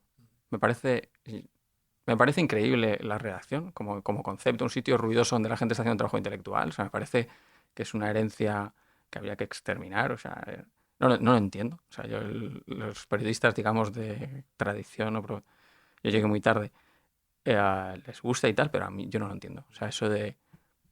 Es que es un sitio ruidosísimo. Muy ruidoso donde te interrumpe todo Dios. Y tú estás escribiendo, a veces con deadlines urgentes. Entonces, eso no lo comprendo. Y yo he escrito mucho en Starbucks. A mí... Yo soy muy de Starbucks, la verdad. ¿Qué te parece lo de que han quitado el nombre ya? ¿No? O sea, ya no lo escriben, ya te ponen una pegatina, ¿no? Sí, he visto. Pero sí, la verdad que... Y creo que tiene que ver con lo que conectábamos antes. Es un sitio como que el intercambio está súper pautado. Entonces a mí, yo entrar a una cafetería random me inquieta un poco, ¿no? Me tengo que saludar, quién va a ver, dónde me siento. Starbucks es como... ¿Sabes? Tú sabes cómo va a ser. Es Te una van a preguntar el embajada en nombre, cada país, en cada ciudad del mundo, da sabes que igual. te vas a encontrar, el idioma. Sabes que puedes hablar, puedes decir en inglés lo que quieras, el tamaño todo es igual, te lo van a dar vas a entras por un lado, sales el otro, lo coges, te sientas. Entonces, me da un cierto confort y me gusta mucho. Y me pasa viajando, que es como súper hortera y tal, pero yo lo defiendo a ultranza, que si estoy haciendo un viaje largo, yo llego un momento que quiero ir a un Starbucks. Sí. Normalmente solo, porque la gente no quiere ir, entonces me voy yo al Starbucks a encontrarme con mi rutina, con Sí. el mundo que yo conozco. No basta de esta entropía de una ciudad desconocida. No sabes qué país es, porque obviamente son todos iguales. Todo. Entonces, yo creo que gran defensor. Bien. Una palabra que digas o una muletilla que digas o escribas muy a menudo y que a lo mejor al revisar tu texto, tu manuscrito lo hayas notado o que te lo digan cuando hablas en televisión o en la radio. Escribo mucho la palabra cosa. Ya. Cosa. Eso es un poco inevitable en español, ¿eh? Es sorprendente, Sí. es sorprendente, a mí lo he pensado muchas veces, ¿eh? Cómo a veces cosa, no hay un invento mejor para decir cosa en Sí. ocasiones. Sí, yo creo que hay un poco también, por mantener el tono coloquial, conversacional, porque hablamos de los fenómenos, sistemas, o sea, los tecnicismos en español, Asustan a veces. sí, son muy largos. O sea, las palabras se alargan un montón porque te entienden el latín. Entonces, es decir, es que las cosas son complicadas. Es, dices, podías cambiarlo por los fenómenos o el universo, pero todo es como más elevado, ¿no? Es como, yo es por eso creo que abuso. Y en general yo tiendo mucho a escribir. O sea, mi proceso de escribir mucho es, yo escribo más abstracto, con cosas, generalizar, y luego mi edición es concreción, concreción, concreción, concreción. Ejemplos, añadir un ejemplo, poner una persona, o sea, hacer todo verbos humanos, verbos tangibles, que sean acciones, que sea correr, un niño, un perro, y cambiar personas por enfermera. O sea, ese es como mi trabajo. O sea, a mí lo que me sale natural es como escribir eso, muy en términos muy inconcretos, ni en términos de ideas, y sé que eso no es una buena, o sea, es una buena práctica. Los textos tienen que decir cosas muy concretas. Tienes que poner imágenes en la cabeza de la gente. Entonces, ese es mi gran proceso de edición. Cambiar cosa con... En la edición del libro también lo he visto muy claro, porque como te lo mandan revisado, que normalmente no lo ves. Entonces he visto, me han cambiado cosas por montones de palabras más precisas y más pertinentes. La primera película que viste dos veces en el cine. Yo también eso dice mucho de las personas a veces, de los intereses y inquietudes. No sé si esa película que dijiste, quiero volver a verla para ver qué acabo de ver. La primera no sé. La última que fue Blade Runner. La segunda... Bueno, Blade La de Runner 2, Villeneuve, sí. con Ryan Gosling. Sí. La vi en el cine, me gustaba mucho la primera, me gusta mucho la ciencia ficción. Ah, y hacía mucho que no hacía eso, de ir al cine 2 veces. Lo había hecho más veces, pero en los 90, digamos, y esto fue hace 4 o 5 años. Y la vi al cine y volví a la semana siguiente. Y sí, y así en pelis antiguas, no, yo al volver al cine no recuerdo. No, he visto muchas pelis muchas veces, pero de volver al cine no recuerdo. De hecho, escribí un artículo que lo he compartido muchas veces sobre los mejores libros de ciencia ficción, que lo he compartido muchas veces porque a mí no me gusta la ciencia ficción, no leo mucho. Entonces, muchas veces me han preguntado y entonces yo delego en Kiko Llaneras, digo, él parece que sabe mucho de este tema, de esta literatura. Delego en él la responsabilidad de que te recomiende. Sí, a mí me encanta y además me parece que es un género súper maltratado en el sentido de... Hay un problema, o sea, que es un problema, es un poco de prejuicio de el cine de ciencia ficción. O sea, en el cine la ciencia ficción está muy ligado a la acción y al espacio, las naves, o sea, Star Wars y tal. Y luego la literatura de ciencia ficción es una cosa como mucho más de ideas, o sea, no es de... Sí, es la literatura de ideas en muchos géneros, ¿no? Es esta cosa, a mí el juego es como un espejo, ¿no? Es este juego siempre de cómo sería, sobre todo las películas de ciencia ficción o muchas historias de ciencia ficción es cambiar un elemento de la realidad, ¿no? Es decir, no sé, Blade Runner por no irnos a otra, es decir, ¿cómo sería que hubiese seres que no son humanos? Te puedes enamorar de un ser que no es humano. Sí, te entiendo. O, por ejemplo, ¿qué pasaría si nos pudieran detener por los pensamientos, ¿no? Por ejemplo. Eso, sí, O si son pudieras ideas, predecir sí. lo que va a ocurrir antes de que ocurra. Entonces podrías detener a alguien antes de que ocurra, o lo querías hacer, ¿no? O cómo sería, no sé, ahí estás... un mundo en el que todo el mundo es hermafrodita y entonces no existiría el sexo, ¿no? O hay una novela de... Ted Chiang tiene un relato... Te iba a decir... Ted Chiang es el mejor.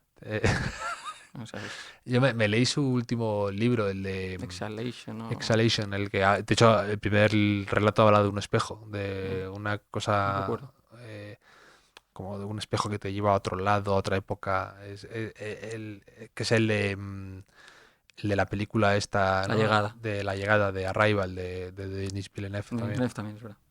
Y Ted Chiang es muy... Está muy bien considerado entre entusiastas. Yo, uno de mis mejores amigos de Santander, lee un montón de ciencia ficción y Ted Chiang también le tiene muy alta estima. Sí, es además de esta ala, ¿no? Es una ala, esta ciencia ficción, eso de inversión. Tiene a mí un relato, no recuerdo el nombre, en la primera colección, que es...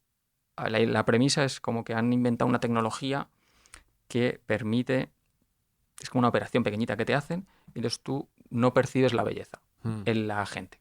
Entonces la tesis es un poco en esta cosa así woke de decir, joder, es que es una desigualdad evidente, ¿no? Que hay gente que es atractiva y la gente atractiva tiene una ventaja sobre los demás. O sea, es gente que la gente le atiende más, parece más lista, le va mejor, y la gente pues con un problema de obesidad la contratan menos y le pagan menos salarios. Todo esto lo sabemos que es real y sabemos que es injusto, ¿no? O sea, obviamente esto es una lotería genética, te toca y la gente te hace más caso porque eres guapo.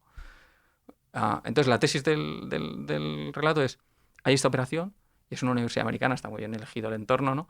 Y entonces tú puedes hacer que no lo veas. Entonces tú con esas personas interactúas normal, pero eres como, digamos, inmune a la belleza. Es todo el debate, o sea, todo el relato es como un debate estudiantil sobre si eso es bueno o es malo, porque obviamente no es gratis, porque la belleza es algo maravilloso. O sea, ¿por qué vas a renunciar a la belleza? Entonces me gusta mucho el relato porque te pone ante ese dilema de tú qué harías. Y no sé, pues eso es para mí la gran virtud de la ciencia ficción. Sí, es como la serie esta que se ha comentado mucho de Ben Stiller ahora. Estoy viendo justo.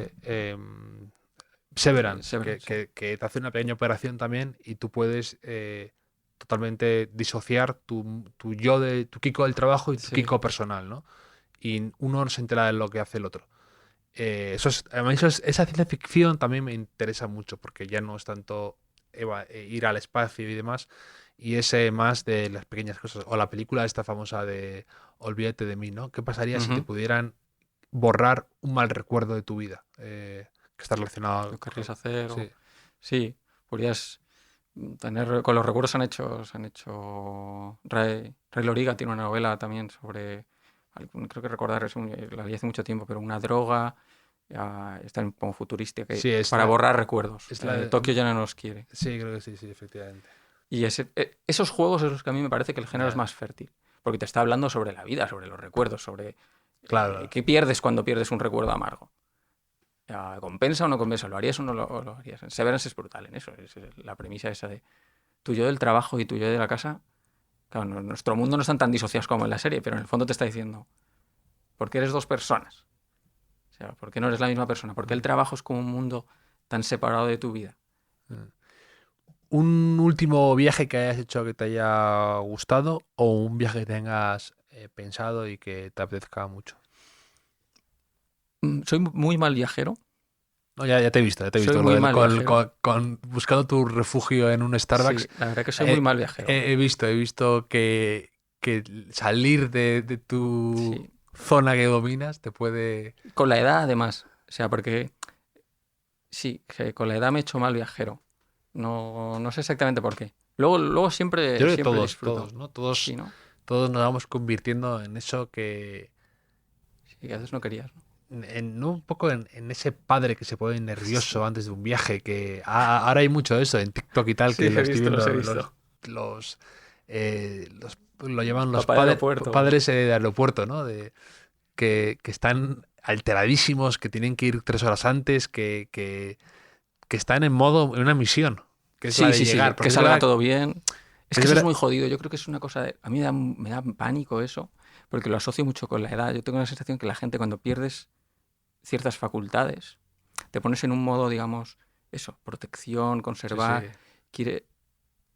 La improvisación, te da miedo la improvisación. Sí. Y me aterra pensar que a los límites a los que puedo llegar. Entonces, no, la verdad que hemos estado este verano en Portugal y he decidido volver. Lo cuentas como si hubieras ido a Camboya. A Camboya. No, porque es lo más lejos que puedo ir. No. A Portugal, lo de 1 hora menos. Y la verdad me dejó no sabía lo que era. Y pues no estaba mal. No es como Madrid, pero no estaba mal. Lo puedo llegar a recomendar, esa aventura. Sí. A ver, con cabeza.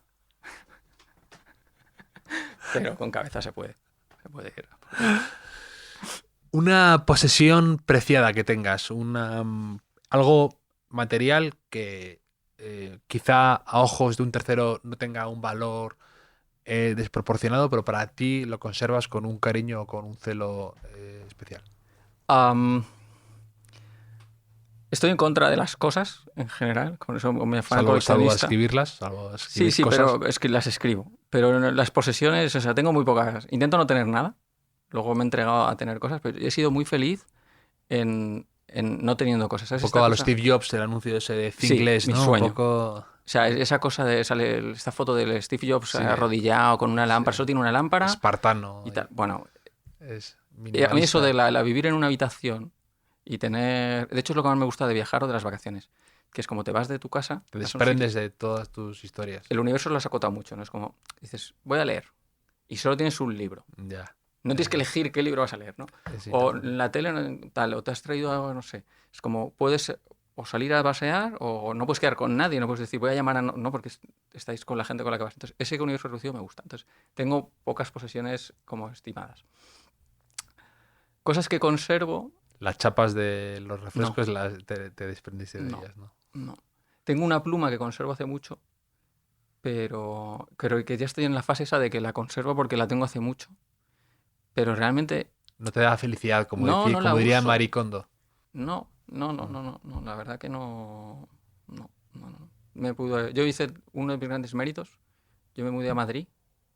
Porque tú eres Yo- de Girona, ¿no? no, yo soy No. o sea, yo soy de Alicante y viví bueno, yo me crié en un pueblito al lado de Benidorm. Ah, es Y verdad que es de Alicante, es verdad, sí, es sí, verdad, sí. es verdad, es verdad. Y lo que pasa es que viví en Girona varios años.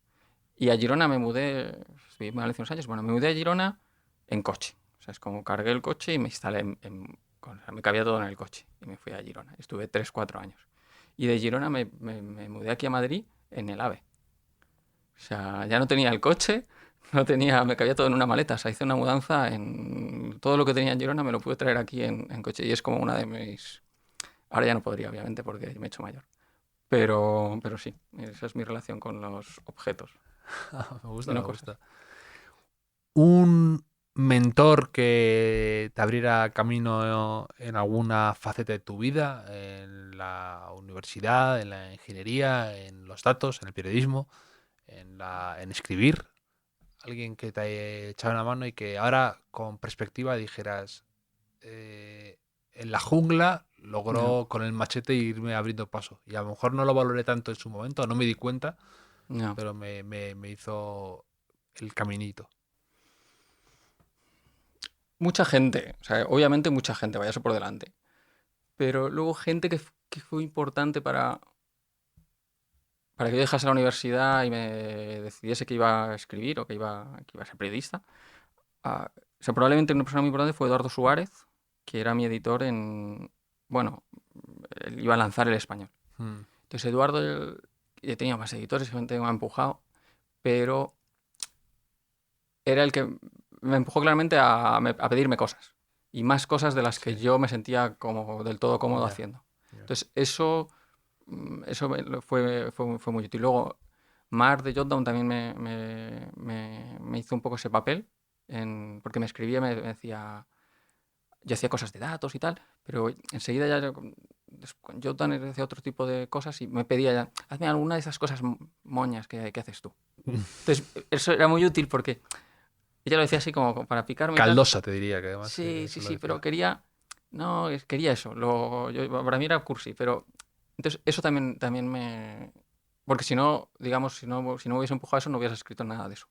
Y luego, por acabar, y luego aprendí mucho, o sea, aprendí mucho a escribir, de escribir con Jordi Pérez Colomé, Mm, porque hicimos tándem, hemos escrito mucho juntos cuando yo llegué al país, de hecho, y yo sabía escribir de ciertas maneras, en blogs. Pero Pues fíjate, me acordaba de Jordi, que Jordi le conozco y me Mm, llevo muy bien, además. Vino aquí. sí, Y fíjate, leyendo tu libro y cosas, me acordaba de Jordi. Él es un gran defensor de escribir claro, sí, preciso, llevándolo a veces al extremo de de prescinde nada. de, como tú de la pluma, pues él de el adjetivo, el Total, rimbombante total. o lo que... Él es muy aséptico en eso. Sí, yo de hecho leí el libro, él tiene un libro que se llama Cómo escribir claro, del que le robo un poco para el título de Piensa claro, y lo leí antes de conocerlo a él. sea, luego somos amigos, pero yo leí el libro y luego he escrito mucho con él, como los cuatro. Y Claro. he escrito con mucha gente, ¿no? Y me copio de todo el mundo, vamos, he aprovechado mucho de escribir con mucha gente, pero con él lo he hecho mucho y eso era muy útil, eso, saber de ver qué cosas quitaba, ver qué cosas dejaba, ver qué cosas buscaba para el primer párrafo. O sea, a mí me interesa mucho ver cómo hace la gente el trabajo. Sí. Y una cosa que me molesta del periodismo o de la gente que escribe en general es que hablamos muy poco de Del cómo proceso, lo haces. sí. Sí, de tus trucos, tus trampas, creo que hay como esta cosa de misticismo, ¿no? Como si saliese solo y tal. Y no sé, igual a la gente le sale como súper solo y tal, pero Sí, a mí me encanta leer sobre sí, ¿no? rutinas, trucos. Me veo clases de gente Sí. que te explica sus manías, sus preferencias, sus trucos. Yo me vi que también tiene algo tuyo, ¿no? O sea, creo que me acuerdo de ti leyendo cosas de él, de Malcolm Gladwell, ¿no? Y Ujú. te explica a él las cosas que a él resultan muy útiles para contar una historia, ¿no? Cómo ilustra un ejemplo, cómo usa, cómo juega con los datos, cómo...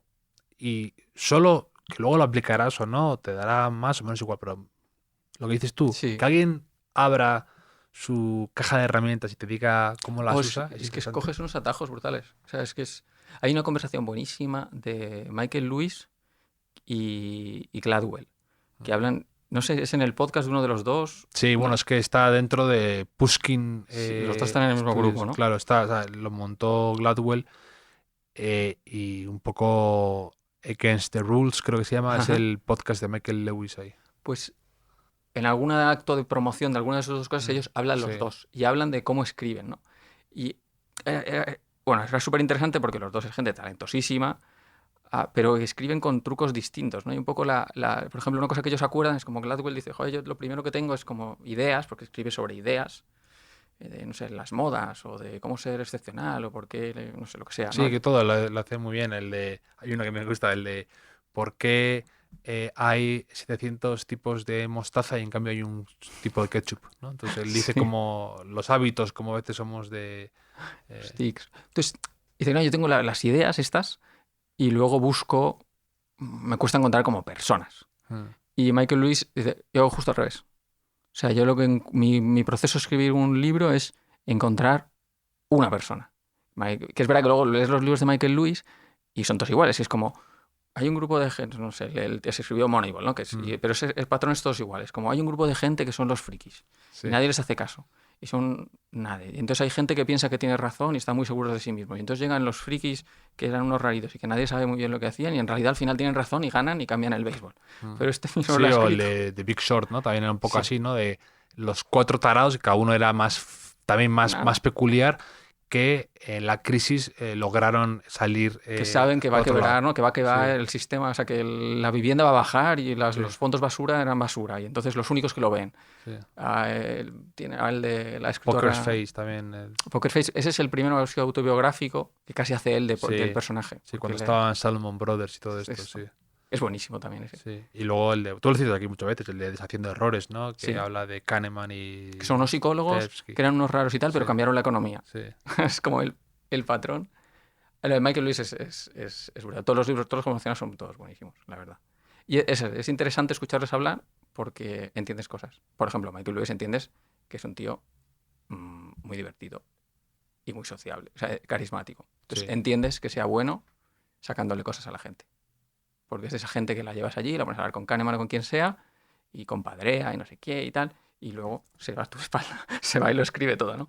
Pero entiendes que sea buenísimo Y haciendo luego es eso. una de esas personas que ha conseguido además que escriba sobre ti Michael Lewis, mola, aunque luego a lo mejor te retrate mal o salgas mal parado en el libro, pero ya estás un Sí, poco como cuando consigues eso, como en su momento umbral, ¿no? Que sí, la gente le despellejaba en la columna, pero habías sido una negrita de umbral, ¿no? Y umbral te había visto, ¿no? Entonces eso es como es verdad. cuando consigue esa gente, ese escritor o Joan Didion, ¿no? Ujú. O la de Vogue, ¿no? Anne Wintour, ¿no? Cuando esa gente consigue que acercarse a ellos sea aspiracional, para Ya, ellos es muy fácil sacar información o ya, contar luego, historias, tal. Claro. luego es fácil.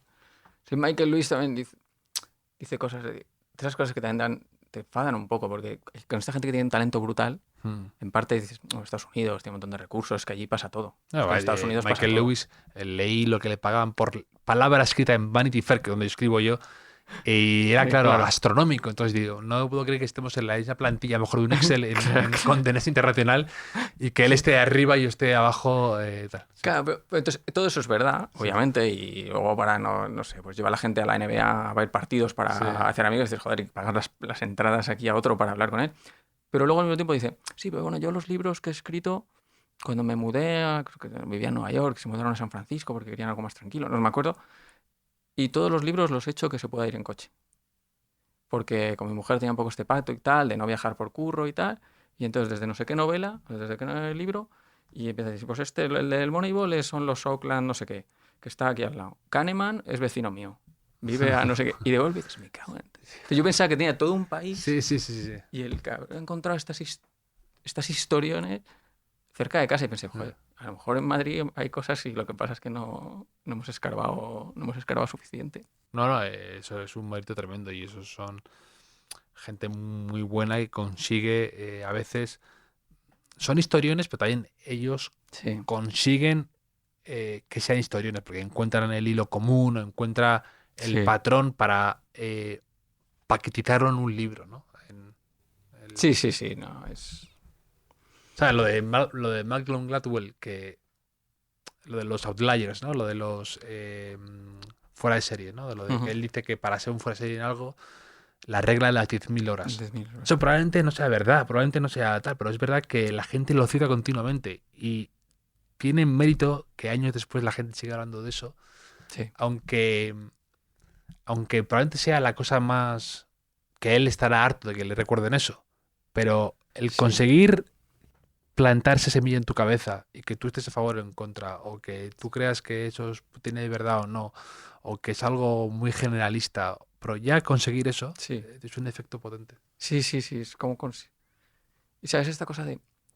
Lo ha escrito el libro él, tú lo estás leyendo, pero cuando pasas el capítulo, o a lo mejor lo adivinas un segundo antes, o sea, es como si al momento de acabarlo, como si fuese idea tuya. Sí. Dices, pero si lo acabo de leer. Pero tú se lo cuentas al lado y dices, bueno, tú sabes, ¿te has fijado? 10.000 horas, tal. Y lo estás contando tú y es un poco tuyo. Entonces, pero eso no todo el mundo consigue eso con sus historias. O sea, que yo creo que es la gran ambición, ¿eh? Eso, con un artículo o con cualquier cosa. Con los artículos también, con los artículos hay más costumbres, tú has escrito mucho de esto de sensaciones o de, ¿sabes? La nostalgia. O sea, el truco para mí siempre es ese, ¿no? Es como tú estás hablando de, no sé, de reunirte con amigos que hace mucho que no ves o escribes lo que sea y la gente que lo está leyendo no está leyendo sobre tus amigos, está leyendo de los suyos. Sí. Entonces, Pasa con las canciones también buenas, ¿no? Que a lo mejor está hablando de una esquina, una ciudad en San Francisco, no. que tú no has estado y a la gente le parece... Eso lo contaba hace poco el de Counting Crows, que decía que él, uno de esos malos consejos que le dieron, una discográfica era, no, tú estás hablándome de cosas muy específicas, hazlo que todo el mundo se siente identificado. Y él decía, a ver, No, no. la gente no está saliéndose de la canción porque de repente piense que él no conoce esa ciudad, sino que él lo traduce a su Sí. universo particular. Y esa esquina de esa calle por la que pasaba para ver a su novia, todo el mundo tiene un equivalente en su Sí, microuniverso. necesita que sea verdad, ¿no? O sea, tú tienes que contarle algo que sea verdad para que el otro recupere eso, ¿no? Ya. Sí, ese es el objetivo. Y un punto de inflexión en tu vida, a ese momento en el que hizo clic, a lo mejor fue lo de escribir blogs o algo que te hizo cambiar a lo mejor de eso, de tu vida docente de la universidad o de investigación a poder vivir del periodismo y dar rienda suelta a estas historias que te gusta contar. Mm. Sí, o sea, probablemente Giro Vidal fuera ese. ¿Sí? Y es otra idea para mí muy importante, que es cómo estamos en manos de casualidades y de circunstancias. O sea, yo creo que esa es otra de las ideas, de mis ideas fuerza, ¿no? Yo es eso, empecé a escribir, o sea, porque había blogs y eso es una ventana que existió un tiempo, que luego dejaron de existir y probablemente no me hubiera dedicado a otra cosa, hubieras hecho otra cosa, hubiese conocido a otra gente, o sea, mi mundo se hubiera bifurcado en otra dirección totalmente. Y eso, las circunstancias era existe esto de los blogs. Y luego cosas tan pequeñas como que recibo un correo de otra gente que leo, que tienen también sus blogs, y a alguien se le ocurre, que no sé quién es, que nos reuniésemos y hiciéramos un blog más grande, como decíamos Politicón, ¿no? Que el Politicón era pues Jorge Galindo, Pablo Simón, tal, una serie de gente que nos conocíamos de leernos en blogs, y a alguien se le ocurre decir, vamos a ponerlos esto de escribir todos los días es como imposible, vamos a ponerlo todo junto y bueno, y así nos leerá más gente y a lo mejor podemos cobrar. Que es una cosa. Y eso fue trascendental, porque claramente había una cuestión de masa crítica. O sea, luego hemos hecho cosas muy diferentes y yo ya no, intento escribir de política lo menos posible. Pero digamos esa masa crítica de reunirte en un blog un poquito más grande es lo que nos dio un poco más de visibilidad. Y esa visibilidad es la que luego pues, cada uno la usa para lo que ha podido, lo que ha querido y ya está, ¿no? Pero ese fue probablemente el punto de inflexión. Punto de inflexión, todo circunstancial, porque son un grupo de gente que escribe en Internet, ¿vale? Más o menos joven, ok, hay mucha gente, y que escriben sobre política. Entonces es una cosa más o menos limitada. O sea, sobre política es un poco friki, con numeritos y tal. 2011. Esto no era como una gran idea. ¿Qué pasa? Que entre el 2011 y 2014 el sistema de partidos español explota. O sea, explota, o sea, los partidos viejos caen en crisis, aparecen fuerzas nuevas y hay una repolitización de la sociedad que ya no se nos ha olvidado, pero el 15M tal, y de golpe medios de comunicación necesitan jóvenes para hablar de política. Y hay una gente que tiene un blog, no sé qué, y entonces eso nos da una visibilidad que es totalmente circunstancial. O sea, que si no hubiese habido una crisis del sistema de partidos, pues probablemente nadie nos hubiese hecho el caso que se nos hizo, ¿no? Entonces, ese probablemente fue el momento de inflexión. El momento en el que escribimos una cosa friki y de golpe la gente empieza a leértelo y te da entidad de grupo y hay conspiraciones. Ya fue súper divertido, yo me lo pasé genial. Sí, ese toque a lo mejor formativos. medio amateur, Claro. que puede pasar cualquier cosa, que todo el mundo además desde fuera siempre cree que hay una organización mucho más Claro. profesional de la que luego hay dentro, en Claro. general, en todo este tipo de cosas. Y eso es interesantísimo. Es divertido, sí. ¿no? Ves Sí. yo nunca he creído en las teorías de conspiración, así como en general, ¿no? Pero ver cómo surgía una donde yo sabía fehacientemente y con total seguridad que no había nada, era como las teorías locas Sí, pero del dinero. ¿Qué dinero? Si tengo- eso a veces da miedo, ¿no? Cuando Claro. la gente habla, lo que tú dices, con rotundidad de cosas que tú sabes que es absolutamente falso, dices, ¿de dónde vendrá esto? ¿Cómo la gente, esa seguridad con la que hablan, con la que... Sí. Eso impresiona un poco y da un poco de miedo por el ¿Cuántas cosas descontrol, falsas claro. creeré, ¿no? Claro, ¿Cuántas claro. cosas falsas? No sé, en general lo decías, todo es más cutre desde cerca, ¿no? O sea, yo creo que eso es una también enseñanza del tiempo. Yo cuando estaba en la carrera decía, no, la universidad serán súper sabios y tal, y cuando luego fui Sí, profe sí, pensé, claro. pues no tanto, tal. Y luego el periodismo, tal, la política, todo es como, llegas y es peña normal, o sea, todo es normal. Y entonces me da un poco de pánico pensar en un quirófano, ¿no? Que yo pienso, si son médicos, me van a operar, Sí, y sí, sea todo sí. como muy formal y muy sofisticado, serio, y decir, madre, prefiero no saber que es también cutre como todo lo que me he tenido que exponer. Todo menos los Starbucks. Los Starbucks sí que eso es. Starbucks, tampoco quiero saber lo que pasa, pero está muy bien. Y ya para acabar, un lema que tengas en la vida o que te apliques o que tengas presente. eh, aquí hay algo hay cosas que podrían parecer un lema. De hecho, tus reglas son casi lemas que Sí. tú mismo tienes presente para trabajar en tu día a día o para analizar datos. Pero más allá también en general. Por no hacer spoiler del libro, como un lema que intento aplicarme a o sea, la idea de que a la vida venimos a pasar el rato. O sea, yo creo que creo que me lo intento recordar mucho, a dar valor al entretenimiento. O sea, es como pensar que es que no hay mucho más allá que entretenerse, ¿no? O sea, como hay otras cosas, hay ambiciones, hay problemas y tal, pero en el fondo yo creo que si te pones a pensar fríamente, es que creo que, que esa es lo que tiene la máxima que tiene que regir tu vida, ¿no? Es como, ¿qué quieres hacer? ¿Qué te apetece hacer? ¿No? Entonces, hay veces que no te puedes permitir hacer lo que te apetece, porque hay que trabajar y porque tienes responsabilidades y tal, pero que en el fondo creo que resuelve muchos problemas pensar eso. Ah, es que no... Si no te apetece hacer, o sea, di que no a cosas que no quieres hacer o no hagas cosas que no quieres hacer, ¿no? O sea, por ejemplo, tener una ambición desmedida. ¿Para qué, no? O sea, yo veo gente con ambiciones desmedidas, gente que ya no va a tener éxito de verdad. O sea, el éxito de verdad es una cosa de jóvenes. Sí. O sea, más allá de la juventud, Mm. es que... además, yo creo que es una pregunta que es muy jodida para mucha gente, pero es... ¿Tú qué es lo mejor que te puede pasar en términos de ambición, no? Y es que en el universo de las cosas fascinantes que me puedo poner delante, es que no se me ocurre en grande. O sea, no se me ocurre nada para lo que me tenga que sacrificar. Muchísimo. Porque ¿para qué? ¿No? Es decir, ya joven futbolista y estrella de rock, o sea, tenemos, cuando cumples cierta edad, todo eso ya está vetado, ¿no? Entonces creo que regirte con la idea de, bueno, de disfrutar del día a día y tal, es útil. Y eso no implica, a mí me encanta hacer cosas como escribir y trabajar, o sea, que yo disfruto mucho del trabajo, o sea, que no significa, no es una cosa naif de Sí, no, en lo que no estás hablando desde un punto de vista el hedonista. carpe diem, tal, no, Sí. que no es eso, no es eso, ¿no? Pero Sí, pero ponerlo en perspectiva a veces ayuda. De hecho, Lawrence Wright, que es un periodista, escritor que ha escrito sobre la cienciología o ha escrito sobre la Torre Elevada del 11S, que es un tipo que ganó un Pulitzer, muy analítico, muy periodista de investigación. Y él decía, yo solo hago cosas ya que yo considero o importantes o divertidas. Entonces, es una forma también de filtrar, ¿no?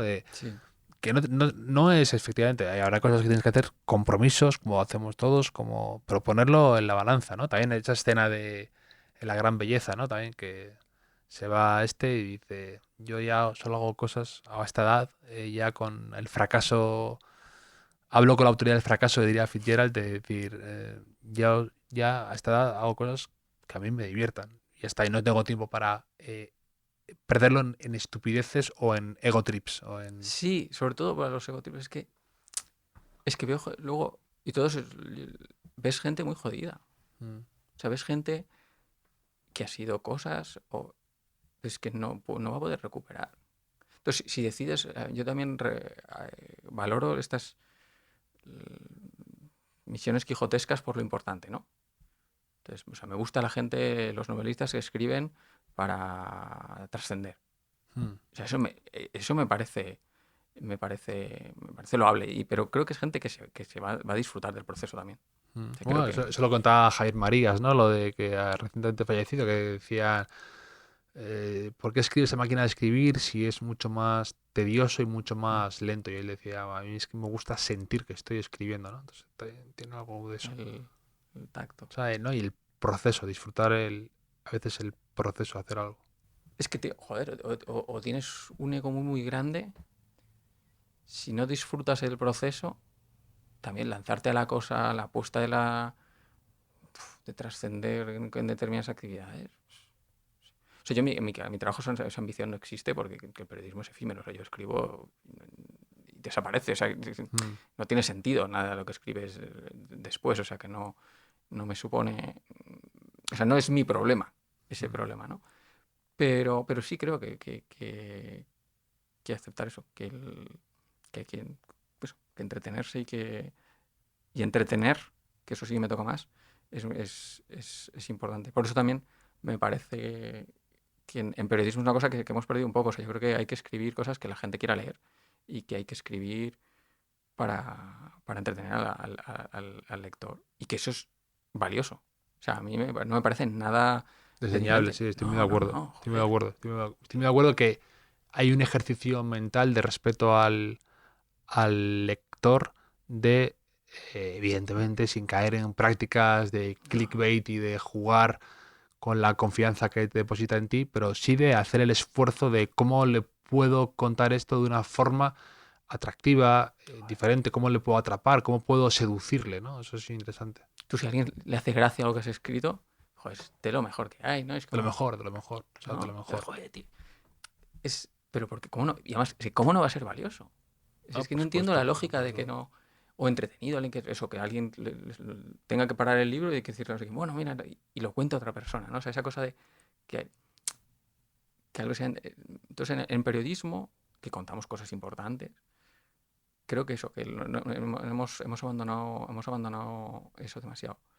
Y ahí hay mucho para recuperar. O sea, primero, porque además, si eres entretenido, te va a leer más gente. O sea, te vas a tener más alcance. O sea, si tú, aunque sea para contar algo importante, si puedes hacerlo como curioso, o con una Claro, claro. paradoja, o con una anécdota, o sea, vas a llegar a más gente. O sea, que incluso con la lógica de yo lo que quiero es llevar ideas importantes al número máximo de gente, tienes que pensar en entretener y en captar la atención de la gente. O sea, decías el clickbait. Yo tengo unas peleas. O sea, el clickbait. Internas, de hecho, Internas. en tu libro, de debates Sí, de... internas menos ahora, pero he tenido Sí, muchas. sí, sí. Pero internas también. Y con compañeros de profesión, con la idea de clickbait. Un clickbait que es un titular como súper atractivo, ¿no? Súper enganchoso. Que alguien quiere saber más. Y entonces, como si eso estuviese mal. Y es como, no, eso no está mal. O sea, el titular es un titular que promete algo que a la gente le seduce y dice, yo necesito saber, necesito ver la respuesta a esta pregunta o ver los detalles. Esto está genial. O sea, el clickbait el problema no es del titular, es del artículo. O sea, lo que está mal en el clickbait es que un artículo sea una mierda. O sea, si tú haces en un titular una promesa estupenda, prometes un texto Ya, buenísimo. pero es verdad que a veces es al revés. El clickbait es el artículo, digamos, el clickbait es te cuento una medio verdad y luego al abrirlo, porque te ha interesado, ¿cómo que esta persona ha dicho esto? Te encuentras con que una noticia normal, no, pues lo ha dicho en este contexto y lo dijo eso de forma irónica, ¿no? Correcto, sí. Eso o sea, es mentir. El contenido no es. O sea, el titular es falso. Mm, O sea, en ese contenido es falso, Exacto, ¿no? Es exacto. de forma, o sea, pero si tú tienes una historia increíble, buenísima, un texto buenísimo, y el titular promete lo que tiene luego ahí dentro, pues genial. O sea, es como. Hay mucho. O sea, los titulares cumplen muchos papeles, ¿no? Pero sí, o sea, que tener algo como que la gente quiera. O sea, captar la atención Sí, sí, es central. claro, yo estoy muy de acuerdo Es también, central. que hay que hacer ese esfuerzo, ¿no? De intentar buscar el ángulo para hacerlo más apetecible o más atractivo. Evidentemente, sin renunciar al rigor, sin No, no, renunciar claro, a la verdad, claro. pero ¿por qué no hacer? Porque en el fondo lo hacemos todos, ¿no? ¿Por qué usamos unas palabras en vez de otras? ¿Por qué usamos lo que decías tú? ¿Por qué te vistes de una forma y no de otra? Eso es un ejercicio que hacemos continuamente. Sí, sí. O sea, y luego es que hay cosas fascinantes y muy interesantes que la gente no está pensando en ellas en el momento. Mm. Entonces, o sea, la tensión es hacer los titulares informativos como que te dan la solución a una pregunta que tú no te has hecho. ¿Quién quiere una respuesta a una pregunta que no se ha hecho? Nadie. Mm. O sea, nadie. O sea, nadie quiere respuestas a esta pregunta. Entonces, poner la respuesta antes que la pregunta es como raro. O sea, nadie habla así. Entonces, ¿sabes lo que me ha pasado hoy? Y luego, ¿qué? Y entonces ya tienes un poco de curiosidad, ¿no? O sea, entonces, pues no hay que hacer trampas, hay que hacer buenos artículos, hay que escribir bien. Pero hay que Sí, aceptar pero muchas igual que cosas. este libro, tu libro, piensa claro, hay cosas tuyas que a mí yo siempre se lo digo a gente que viene aquí, ¿no? Pues por ejemplo vino David Jiménez Torres, ¿no? Que había escrito el ensayo sobre el Insomnio. sueño, sobre el insomnio y a mí que me mezclara anécdotas suyas No. personales, hay gente que no le gusta eso porque creen que se ponen ellos en el centro de la historia No. y que es menos académico o que es menos profesional. A mí me encanta cuando la gente hace eso. O tú cuentas pequeñas cosas de tu vida en el libro y para mí no le resta ni un ápice de No. rigor, de seriedad y hace que yo conecte, que hay alguien detrás aquí humano con fallos, con inseguridades, con historias, con cosas. Igual que a mí leerme un ensayo sobre el insomnio muy académico me parece un tostonazo. No puedes. Si David Jiménez Torres me lo mezcla con recuerdos suyos de la universidad, con problemas suyos durmiendo que tú te puedas identificar, lo hace mucho más interesante de repente. Sí, yo creo que con la voz, que también ha sido una tensión en el periodismo, ¿no? Esta cosa de que el periodista no aparezca y tal. Si Internet, digamos que ha sido un cámbrico de ideas y de experimentos, la gente quiere leer a personas. Claro, claro. A mí me parece muy bien que haya una historia de periodismo de investigación en la que el periodista apenas salga, ¿no? Estoy pensando antes la Torre Elevada o ahora la Ciudad de los Vivos, que ha tenido mucho éxito y el periodista apenas sale, apenas. Es como el foco en otras historias. Pero la historia es tan potente porque subyace un montón de personajes, de historias paralelas, de conexiones. Lo hace humano, lo hace interesante. Sí, yo creo que cuando, sobre todo, una cosa que estás contando un relato, un suceso, una Mm, historia, ¿no? Que tiene que haber personas. claro. Entonces, cuando escribes de ideas, Lo que la decías tú, que persona, tienes que... o coges la vida de Michael Lewis, de contar la persona que atestigua Claro, la idea, claro, o Gladwell sale en claro. sus libros. ¿Por qué? Porque necesitas anclarlo en algo. Mm, Y luego se asocia esto con el ego, pero es al revés. O sea, en el periodismo el tono ese conversacional es lo que te pone de... O sea, yo escribía sobre el COVID y eso, lo que decía antes, de cómo va a evolucionar la sexta ola, con mi mejor intención y con la mejor información que yo tenía a mi alcance y tal. Pero en un tono conversacional, tú lo leías y decía, pues esto es lo que piensa Kiko. Que no es, esto es la verdad. O sea, yo creo que es más honrado escribir claro. diciendo, bueno, así veo yo las cosas yo, con estos datos y con estos mimbres y tal. Esta cosa de escribir sin Rotundo. sujeto, Sí. como si fuera la verdad revelada, ¿no? Es como ha ocurrido y la sexta ola, es como, creo que es más, bueno, le quita contundencia decir que es lo que dice una persona, que es lo que ocurre todo. O sea, el periodismo es con historias que escribe gente con su mejor o peor intención, pero que obviamente no sabe todo ni mucho. O sea, esta cosa del chiste siempre se hace de Economist normalmente, ¿no? Pero Economist me encanta, sí, es buenísimo, tal, no sé qué, excepto España. O sea, la gente tiene mucha... Cuando el periódico habla de lo que tú sabes, le ves las costuras. Claro. Le ves las costuras, ¿no? Pero cuando te cuentan Hong Kong, lo que cuenta el Economist de Hong Kong te parece Claro. que es buenísimo. Es, bueno, con Cataluña lo han contado también. Tal. Esto no... Y es solo porque lo conoces más, o sea, que es una cosa muy superficial. O sea, entonces yo creo que esa superficialidad y esa, digamos, quitarle ínfulas al trabajo es más fácil hacerlo escribiendo como una persona. Pues Kiko, me lo he pasado estupendamente charlando contigo de tantos temas. Piensa Claro sale ya, que la gente lo puede comprar en librerías o en cualquier lado. Tienes una página web además que explicas todo bien y con material adjunto tal, muy profesional. Me ha gustado mucho. El proyecto este verano. Y ha sido un placer tenerte en el hotel. El placer ha sido mío de verdad. Ahora nos Genuinamente. quedamos tomando un Seagrams tónica por aquí. Parece. Un placer también.